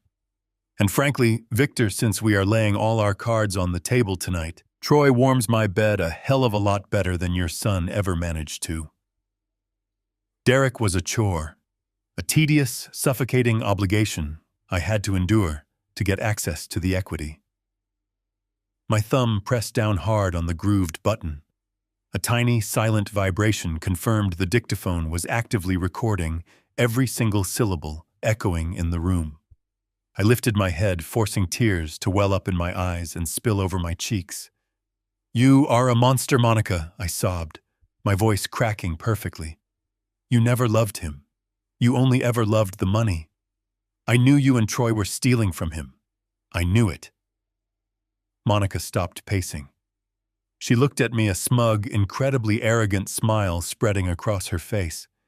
She was completely intoxicated by her own perceived brilliance. "Of course we were stealing from him, you old fool," she laughed, the sound sharp and triumphant. "We bled millions out of those accounts, and Derek was too busy playing the honorable contractor to even notice until it was far too late. By the time he figured it out, his weak little heart had already done the hard work for us. All we had to do was watch him choke on his own failure." The sheer evil of her confession hung heavy in the dark room, captured flawlessly on the device hidden in my pocket. She walked behind the desk and opened the top drawer. She pulled out a crisp, white document and a heavy silver pen. She slammed the paper down onto the leather blotter.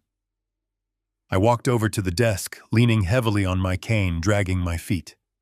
It was a non-disclosure agreement, a comprehensive, ironclad legal contract. It explicitly barred me from ever speaking about Sterling Construction Troy Monica or the circumstances surrounding Derek's death to anyone. It demanded my permanent absolute silence in exchange for the $10,000 severance check they had already issued. "Listen to me very carefully," Victor, Monica commanded, leaning over the desk, her eyes locking onto mine with absolute malice. "You are going to sign this document right now. You are going to legally bind yourself to absolute silence. If you refuse or if you even hesitate, I will call the bank right this second and cancel that $10,000 cashier's check. I know you cashed it. I know you are living in some filthy motel on the highway. I will have my lawyers sue you for defamation, and I will personally ensure you spend the rest of your miserable life rotting in a gutter. You have absolutely nothing, Victor. You have no money, no power, and no son. You are a ghost. Sign the paper." I let a ragged sob escape my throat. I dropped to my knees, as if my legs could no longer support the weight of my own grief. I rested my forearms on the desk, letting the tears stain the white paper of the non-disclosure agreement. I picked up the heavy silver pen with wildly trembling fingers. "You win, Monica," I cried, my voice a broken, defeated whisper. "You win. You have everything. You took my company. You took my boy. I have nothing left to fight you with. I will sign it. I will leave Virginia tomorrow morning. I swear it. Just let me keep the money so I can survive. Please." Monica stood above me, looking down at my kneeling form. She basked in the glow of her absolute victory, completely convinced she had finally broken me into pathetic, compliant pieces. "That is a good boy, Victor," she sneered, her voice dropping into a low register of extreme condescension. "Now sign the document and crawl back under whatever rock you came from.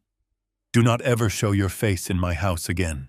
I hastily scribbled my signature across the bottom line, ensuring my handwriting was a jagged imitation of a terrified old man. I slowly picked up my cane and struggled to my feet, keeping my head bowed in total submission. Monica snatched the paper from the desk, examining the signature with a triumphant smirk. She walked to the heavy oak doors and stepped back out into the brightly lit corridor, leaving the trash behind in the dark. The doors clicked shut. The tears stopped. I clicked the dictaphone. The executioner block was perfectly constructed. It was time to let the blade fall. The 48 hours following that miserable encounter passed with the agonizing crawl of a ticking clock. I retreated to my motel room and waited patiently. Harrison Cole and his team spent the weekend compiling the mountain of evidence. We handed the complete dossier to a trusted contact. We gave them the offshore routing numbers, the forged will, and the horrific video files detailing my son's murder. They secured the warrants before the ink was even dry. It was day 31, the deadline of Monica's legally mandated eviction notice. She expected me to be gone, banished from the county. Instead, the morning brought a different reality. At exactly 6 o'clock, a thick blanket of pale fog clung to the manicured lawns of the Fairfax estate.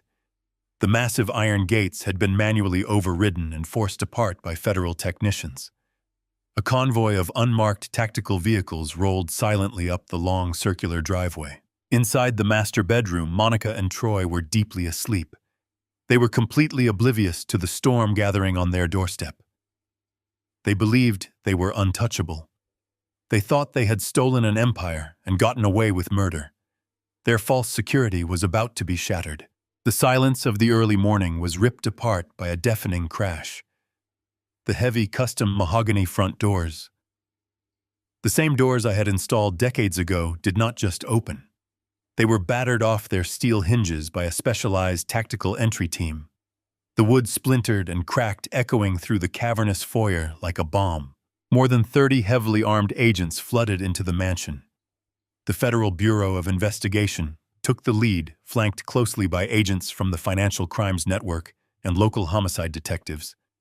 Heavy boots stomped across the marble floors. Shouts of absolute authority bounced off the vaulted ceilings, commanding everyone inside to freeze. Troy was the first to realize what was happening. He stumbled out of the master bedroom wearing only his silk sleeping pants, his face pale with sudden panic. He did not even make it to the top of the staircase. 4 federal agents swarmed him instantly.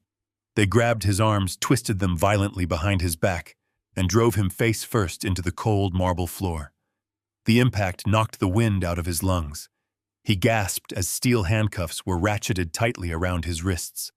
The arrogant corporate predator was pinned to the ground like a common criminal. Moments later, Monica was dragged out of the master bedroom. She was wearing her white silk pajamas, her hair a tangled, chaotic mess. The manufactured elegance she wore so proudly was gone, replaced by hysterical terror. She kicked and thrashed against the agent, screaming at the top of her lungs. "Take your hands off me," Monica shrieked, her voice cracking with indignation. "Do you have any idea who I am? This is a massive mistake. I demand to call my lawyer this instant. I will have your badges for this."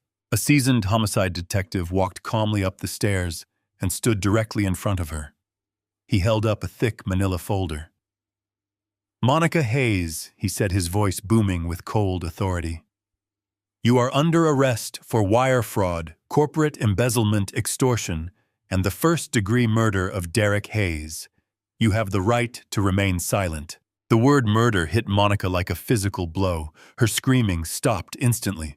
Her mouth hung open, her eyes darting frantically around the hallway as the horrific reality of her situation breached her delusions. She looked down at Troy, who was still pinned against the marble floor, bleeding slightly. The fortress they thought they had built was collapsing around them. Outside the mansion, the morning fog was beginning to lift. A sleek, black utility vehicle pulled smoothly into the driveway, parking directly behind the tactical vans. The rear passenger door swung open. I stepped out onto the damp pavement. I was no longer wearing the wrinkled, ill-fitting suit or the scuffed shoes of a defeated old man. I was dressed in a sharp, custom-tailored charcoal suit. My white shirt was flawlessly pressed. My silver hair was neatly combed back. I did not carry my wooden cane. My spine was straight, my posture radiating the commanding authority of a man who had just reclaimed his kingdom. I looked up at the stone facade, my eyes cold and very hard. Harrison Cole stepped out right behind me. He smoothed his tie, looking incredibly satisfied with the morning's explosive events. He carried his heavy leather briefcase holding the legal documents that would systematically dismantle every single asset Troy and Monica had tried to steal. "Right on schedule," Harrison noted, checking his gold wristwatch. "The authorities executed the breach perfectly. The federal asset forfeiture teams are already freezing their offshore accounts. By noon today, they will not have a single penny." I nodded slowly, keeping my gaze fixed on the shattered front entrance of the mansion. "Let us go inside, Harrison. I want to see them." We walked up the wide stone steps and stepped through the ruined doorway. The grand foyer was a scene of absolute calculated chaos. Federal agents were actively boxing up computers and securing the perimeter. I walked calmly through the room, my leather shoes clicking sharply against the marble. As I reached the base of the grand staircase, the agents were busy hauling Troy and Monica down the steps. Troy was struggling to walk, his hands cuffed tightly behind his back, his face bruised. Monica was sobbing, her silk pajamas rumpled and her bare feet stumbling awkwardly against the carpeted stairs. When they reached the bottom landing, Monica raised her tear-streaked face. Her eyes locked onto me.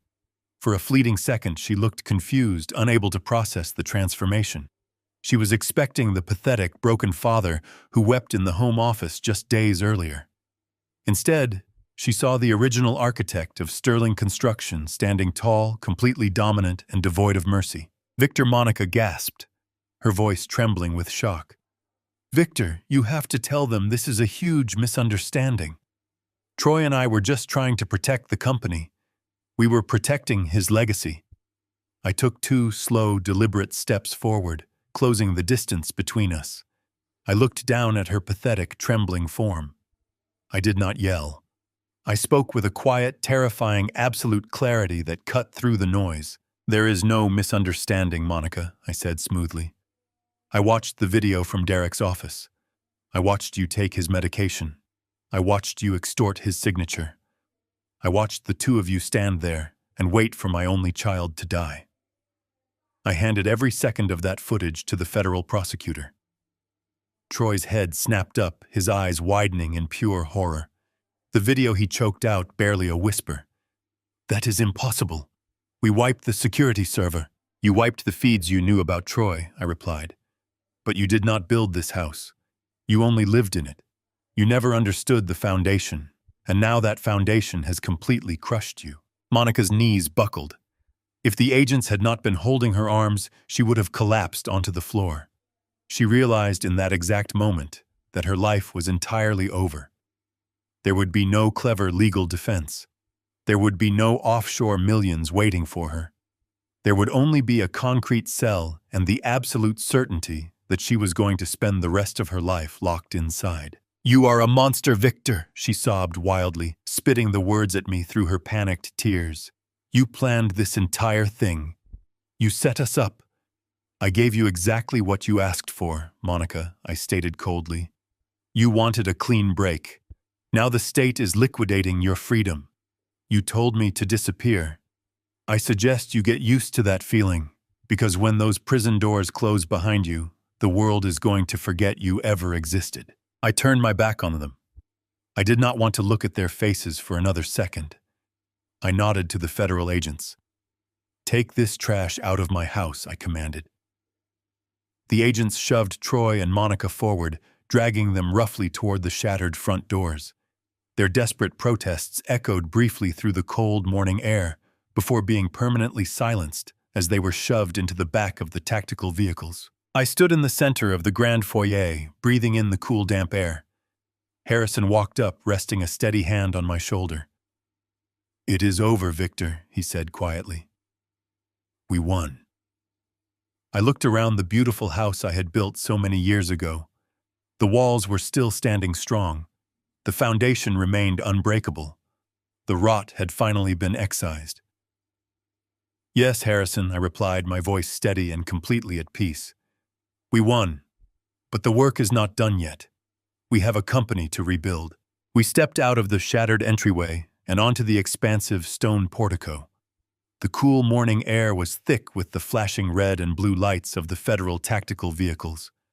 The agents were attempting to secure Monica and Troy into the back of a heavily armored transport van, but Monica was violently resisting.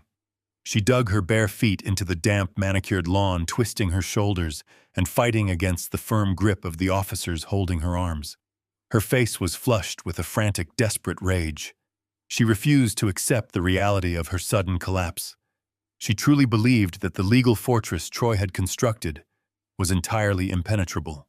"You cannot do this to me," Monica screamed, her voice tearing through the quiet morning. "This is my property. I am the absolute sole owner of this estate. I am the majority shareholder of Sterling Construction. My husband left everything to me. I have the legal documents to prove it. You are trespassing on my land."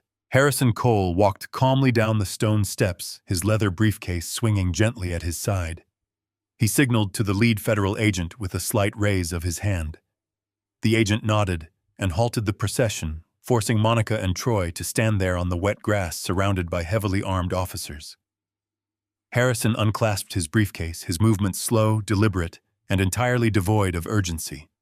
He reached inside and pulled out a thick stack of papers bound by a heavy blue legal cover. It was the original property deed. "You should have hired a substantially better estate lawyer," Monica Harrison stated, his voice resonating with cold, undeniable authority. "Because the man standing next to you clearly did not conduct the fundamental due diligence required for a hostile corporate takeover." Troy glared at Harrison, his jaw clenching, though the fear in his eyes was becoming increasingly obvious. "What are you talking about?" Troy spat, trying to maintain his arrogant facade. "Derek signed the master deed over to her. We filed the will with the probate court. It is an ironclad transfer of total corporate assets." Harrison offered a tight, humorless smile. He adjusted his glasses and looked down at the documents in his hands. "This mansion was never in Derek's name," Harrison explained, enunciating every single syllable with crushing precision. 15 years ago, when Victor first broke ground on this property, he placed the entire estate into a highly protected, irrevocable trust. Derek never owned the legal deed. He only possessed what the state of Virginia legally defines as a life estate. That means he had the absolute right to live here, to modify the interior, and to manage the property until the exact moment of his physical death. Monica stopped struggling. The color began to rapidly drain from her flushed face. She looked at Troy, searching for reassurance, but Troy was staring at Harrison in absolute horror. He understood exactly what those words meant in a court of law. The moment your husband's heart stopped beating on the floor of his office, Harrison continued, his voice echoing across the silent lawn, 100% of the ownership automatically and irrevocably reverted back to the original grantor of the trust. That is Victor.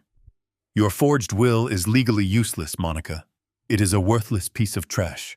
You cannot inherit an asset that your husband never actually owned. You have been squatting in Victor's house for the past month, attempting to evict the sole legal proprietor. Monica's breath hitched in her throat. She looked wildly between Harrison, the federal agents, and the towering stone columns of the mansion she had so desperately coveted. She had murdered my son to secure an empire, only to discover that the castle itself was built entirely on vapor. But that is not the extent of your catastrophic legal failure, Harrison added, turning his sharp gaze directly onto Troy. As for Sterling Construction, you assumed that because Derek was the operating chief executive officer, he held the controlling equity. It is a common mistake for amateur corporate raiders. Derek managed the daily operations, yes. He oversaw the bids, the payroll, and the municipal contracts. But Victor never surrendered his 51% voting shares. He retained the absolute majority stake in a blind holding company that I personally manage. Troy's knees visibly buckled. The federal agents had to tighten their grip on his arms to keep him standing. He was a finance man. He knew exactly how fatal this mathematical reality was. That means Harrison summarized, delivering the final legal blow with devastating calmness. You have been illegally transferring millions of dollars from a company you do not even own. You embezzled federal funds from a corporation that belongs entirely to Victor. Every single wire transfer, every offshore routing number, and every fraudulent invoice you signed constitutes a massive federal felony. You did not execute a corporate takeover. You simply documented your own massive theft. The absolute silence that followed Harrison's revelation was incredibly satisfying. The entire foundation of their stolen lives had just been systematically pulverized by a few sheets of legal paper. They had nothing. No house, no company, no offshore millions, and no future. The untouchable queen had been reduced to a weeping, pathetic shell. I walked slowly down the stone steps. My leather shoes crunched softly against the gravel path as I approached them. The federal agents respectfully stepped aside, allowing me a clear, unobstructed path to the woman who had murdered my son. I stopped just 2 feet away from Monica. She looked up at me, her eyes wide with a frantic, cornered terror. The manufactured elegance was completely gone. She was trembling violently, her chest heaving as she struggled to pull oxygen into her lungs. I reached into the inner pocket of my tailored charcoal suit and pulled out a slim digital tablet.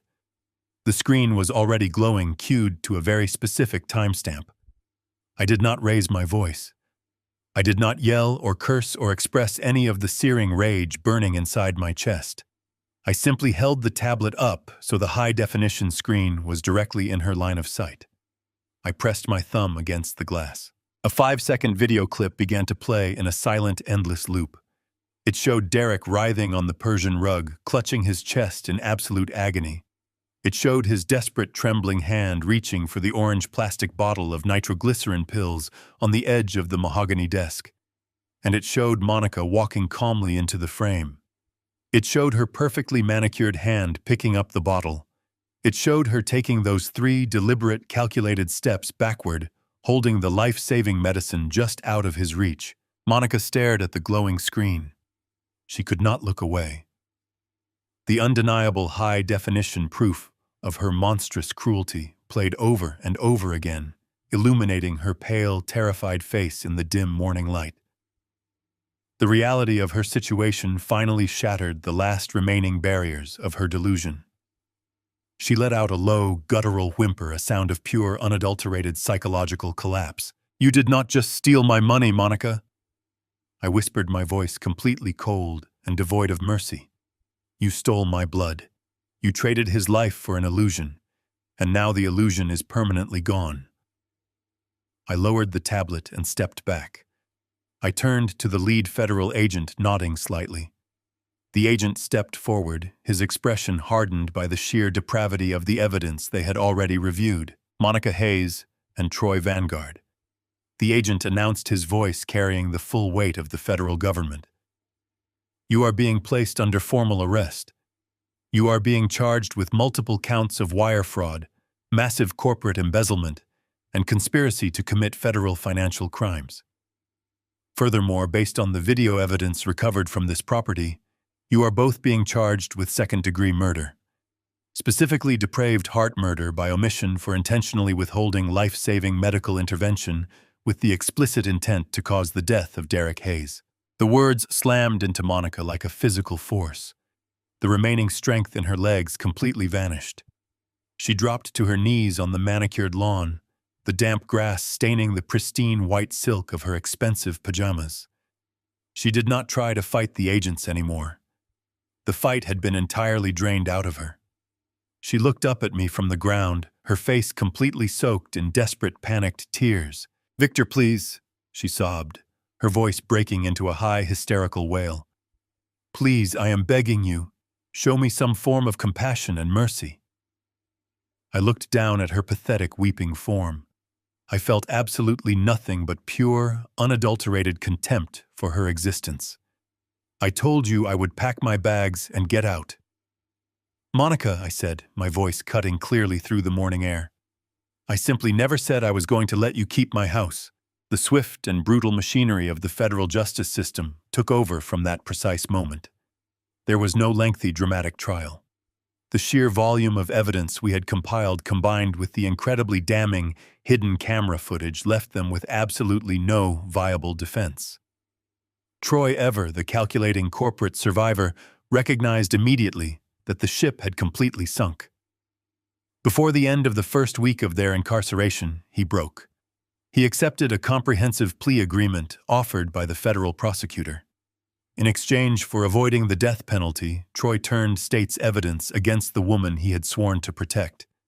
He detailed every single fraudulent wire transfer, every offshore routing number, and every meticulous step of their extortion plan.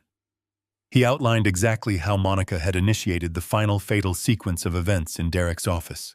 Monica's expensive defense attorneys could do nothing but sit and watch as her manufactured alibis were systematically dismantled by her own partner in crime. The sentencing hearing was a brief clinical affair devoid of any fanfare. The judge handed down the absolute maximum sentences allowed by law. Troy and Monica were both condemned to spend the next 4 decades in federal prison. There would be no possibility of early parole. There would be no comfortable minimum security arrangements. They were shipped to heavily fortified facilities to serve out the remainder of their natural lives, entirely surrounded by concrete and steel. The offshore accounts they had so carefully constructed in the Cayman Islands were completely frozen. The federal asset forfeiture teams methodically repatriated every single stolen dollar back into the accounts of Sterling Construction. The money they had murdered my son to acquire was completely ripped from their grasp before they ever had the opportunity to spend it. The legal annihilation was absolute, precise, and entirely devastating. With the criminals permanently locked away, the long, arduous process of cleaning up the debris began. The federal authorities officially released the Fairfax estate back into my undisputed possession. Harrison Cole handed me the heavy brass keys to the massive iron gates on a quiet Tuesday morning, but I did not move back into the mansion. I walked through the grand foyer one final time, the silence of the empty house pressing heavily against my shoulders. The walls held far too many ghosts. Everywhere I looked, I saw shadows of the past. I saw Derek walking down the grand staircase as a young man. I saw him sitting behind the mahogany desk in the home office. I could still feel the lingering toxic presence of the horrific betrayal that had polluted the very air inside those rooms. I knew I could never find peace within those stone walls again. It was a monument to a life that no longer existed. I instructed Harrison to place the entire estate on the market immediately. The $15 million property sold to an international developer within 3 weeks. I took the same ruthless approach with Sterling Construction. I could not sit in the boardroom and look at the ledgers without seeing the blood that had been spilled over them. I initiated a massive corporate buyout, liquidating my 51% controlling stake to a highly respected rival development firm. I ensured that all the loyal, hardworking employees were protected with ironclad contracts under the new management. Then I walked away from the corporate world entirely. I stripped myself of the massive structural empire I had spent decades building. I converted the vast accumulated wealth of my lifetime into liquid capital. I took every single cent from the sale of the estate, the liquidation of the company, and the recovered offshore funds, and I channeled it into a brand new foundation. I legally established the Derek Victor Engineering Foundation. I refused to let my son's memory be forever tied to a story of betrayal, extortion, and murder. I needed his name to represent something pure, something focused entirely on the future. Derek was a builder at his core. He loved the mechanics of creation. He loved watching raw materials transform into towering structures that scraped the sky. The foundation was designed to continue that exact passion. We created comprehensive, full-ride academic scholarships for young, underprivileged students who demonstrated a brilliant aptitude for structural engineering and architecture, but lacked the financial resources to pursue their dreams. We paid for their tuition, their housing, and their textbooks. We provided them with elite mentorship programs and guaranteed internships. I sat in a modest, brightly lit office and personally interviewed the first class of applicants. I listened to their dreams, their ambitions, and their absolute determination to build a better world for themselves and their families. Every time I signed a scholarship grant, I felt a small, fractured piece of my broken heart begin to heal. I was ensuring that Derek's name would echo through university halls for generations to come. He would be remembered as a silent benefactor who built futures out of nothing. The wealth that had corrupted Monica and Troy was now actively protecting and elevating the most vulnerable, determined minds in the country. It was the purest form of redemption I could possibly construct. The darkness that had consumed my life for so many agonizing months finally began to recede, replaced by the quiet, steady rhythm of genuine purpose. I now live in a very quiet, modest apartment on the top floor of a secure, unremarkable building on the outskirts of the city. I do not have a sprawling, manicured lawn or grand mahogany doors. I do not have valets or private security guards. I have a small, simple kitchen where I brew my own coffee every morning and a comfortable leather chair where I sit and read. It is a simple life stripped of all unnecessary complications and corporate noise. In the evenings, I step out onto my small concrete balcony. I lean against the metal railing and look out over the vast, glowing skyline of the city. I can see the towering silhouettes of the commercial skyscrapers I helped design decades ago. I can see the illuminated spans of the municipal bridges Derek constructed with such intense, meticulous pride. The city is a living, breathing testament to the work we accomplished together. The cold, mechanical hum in my chest has finally quieted down, replaced by a profound, solitary peace. The perpetrators of my deepest agony are locked away in concrete boxes, entirely forgotten by the world they tried to conquer. The legacy of my family is secure, funding the brilliant minds of tomorrow. I sip my warm coffee and watch the city lights flicker against the darkening sky. I finally have the quiet time to reflect on everything that has occurred this year. People often make catastrophic assumptions based entirely on outward appearances. They see gray hair, a wooden cane, and a slow, shuffling walk, and they immediately assume they are looking at someone who is entirely defenseless.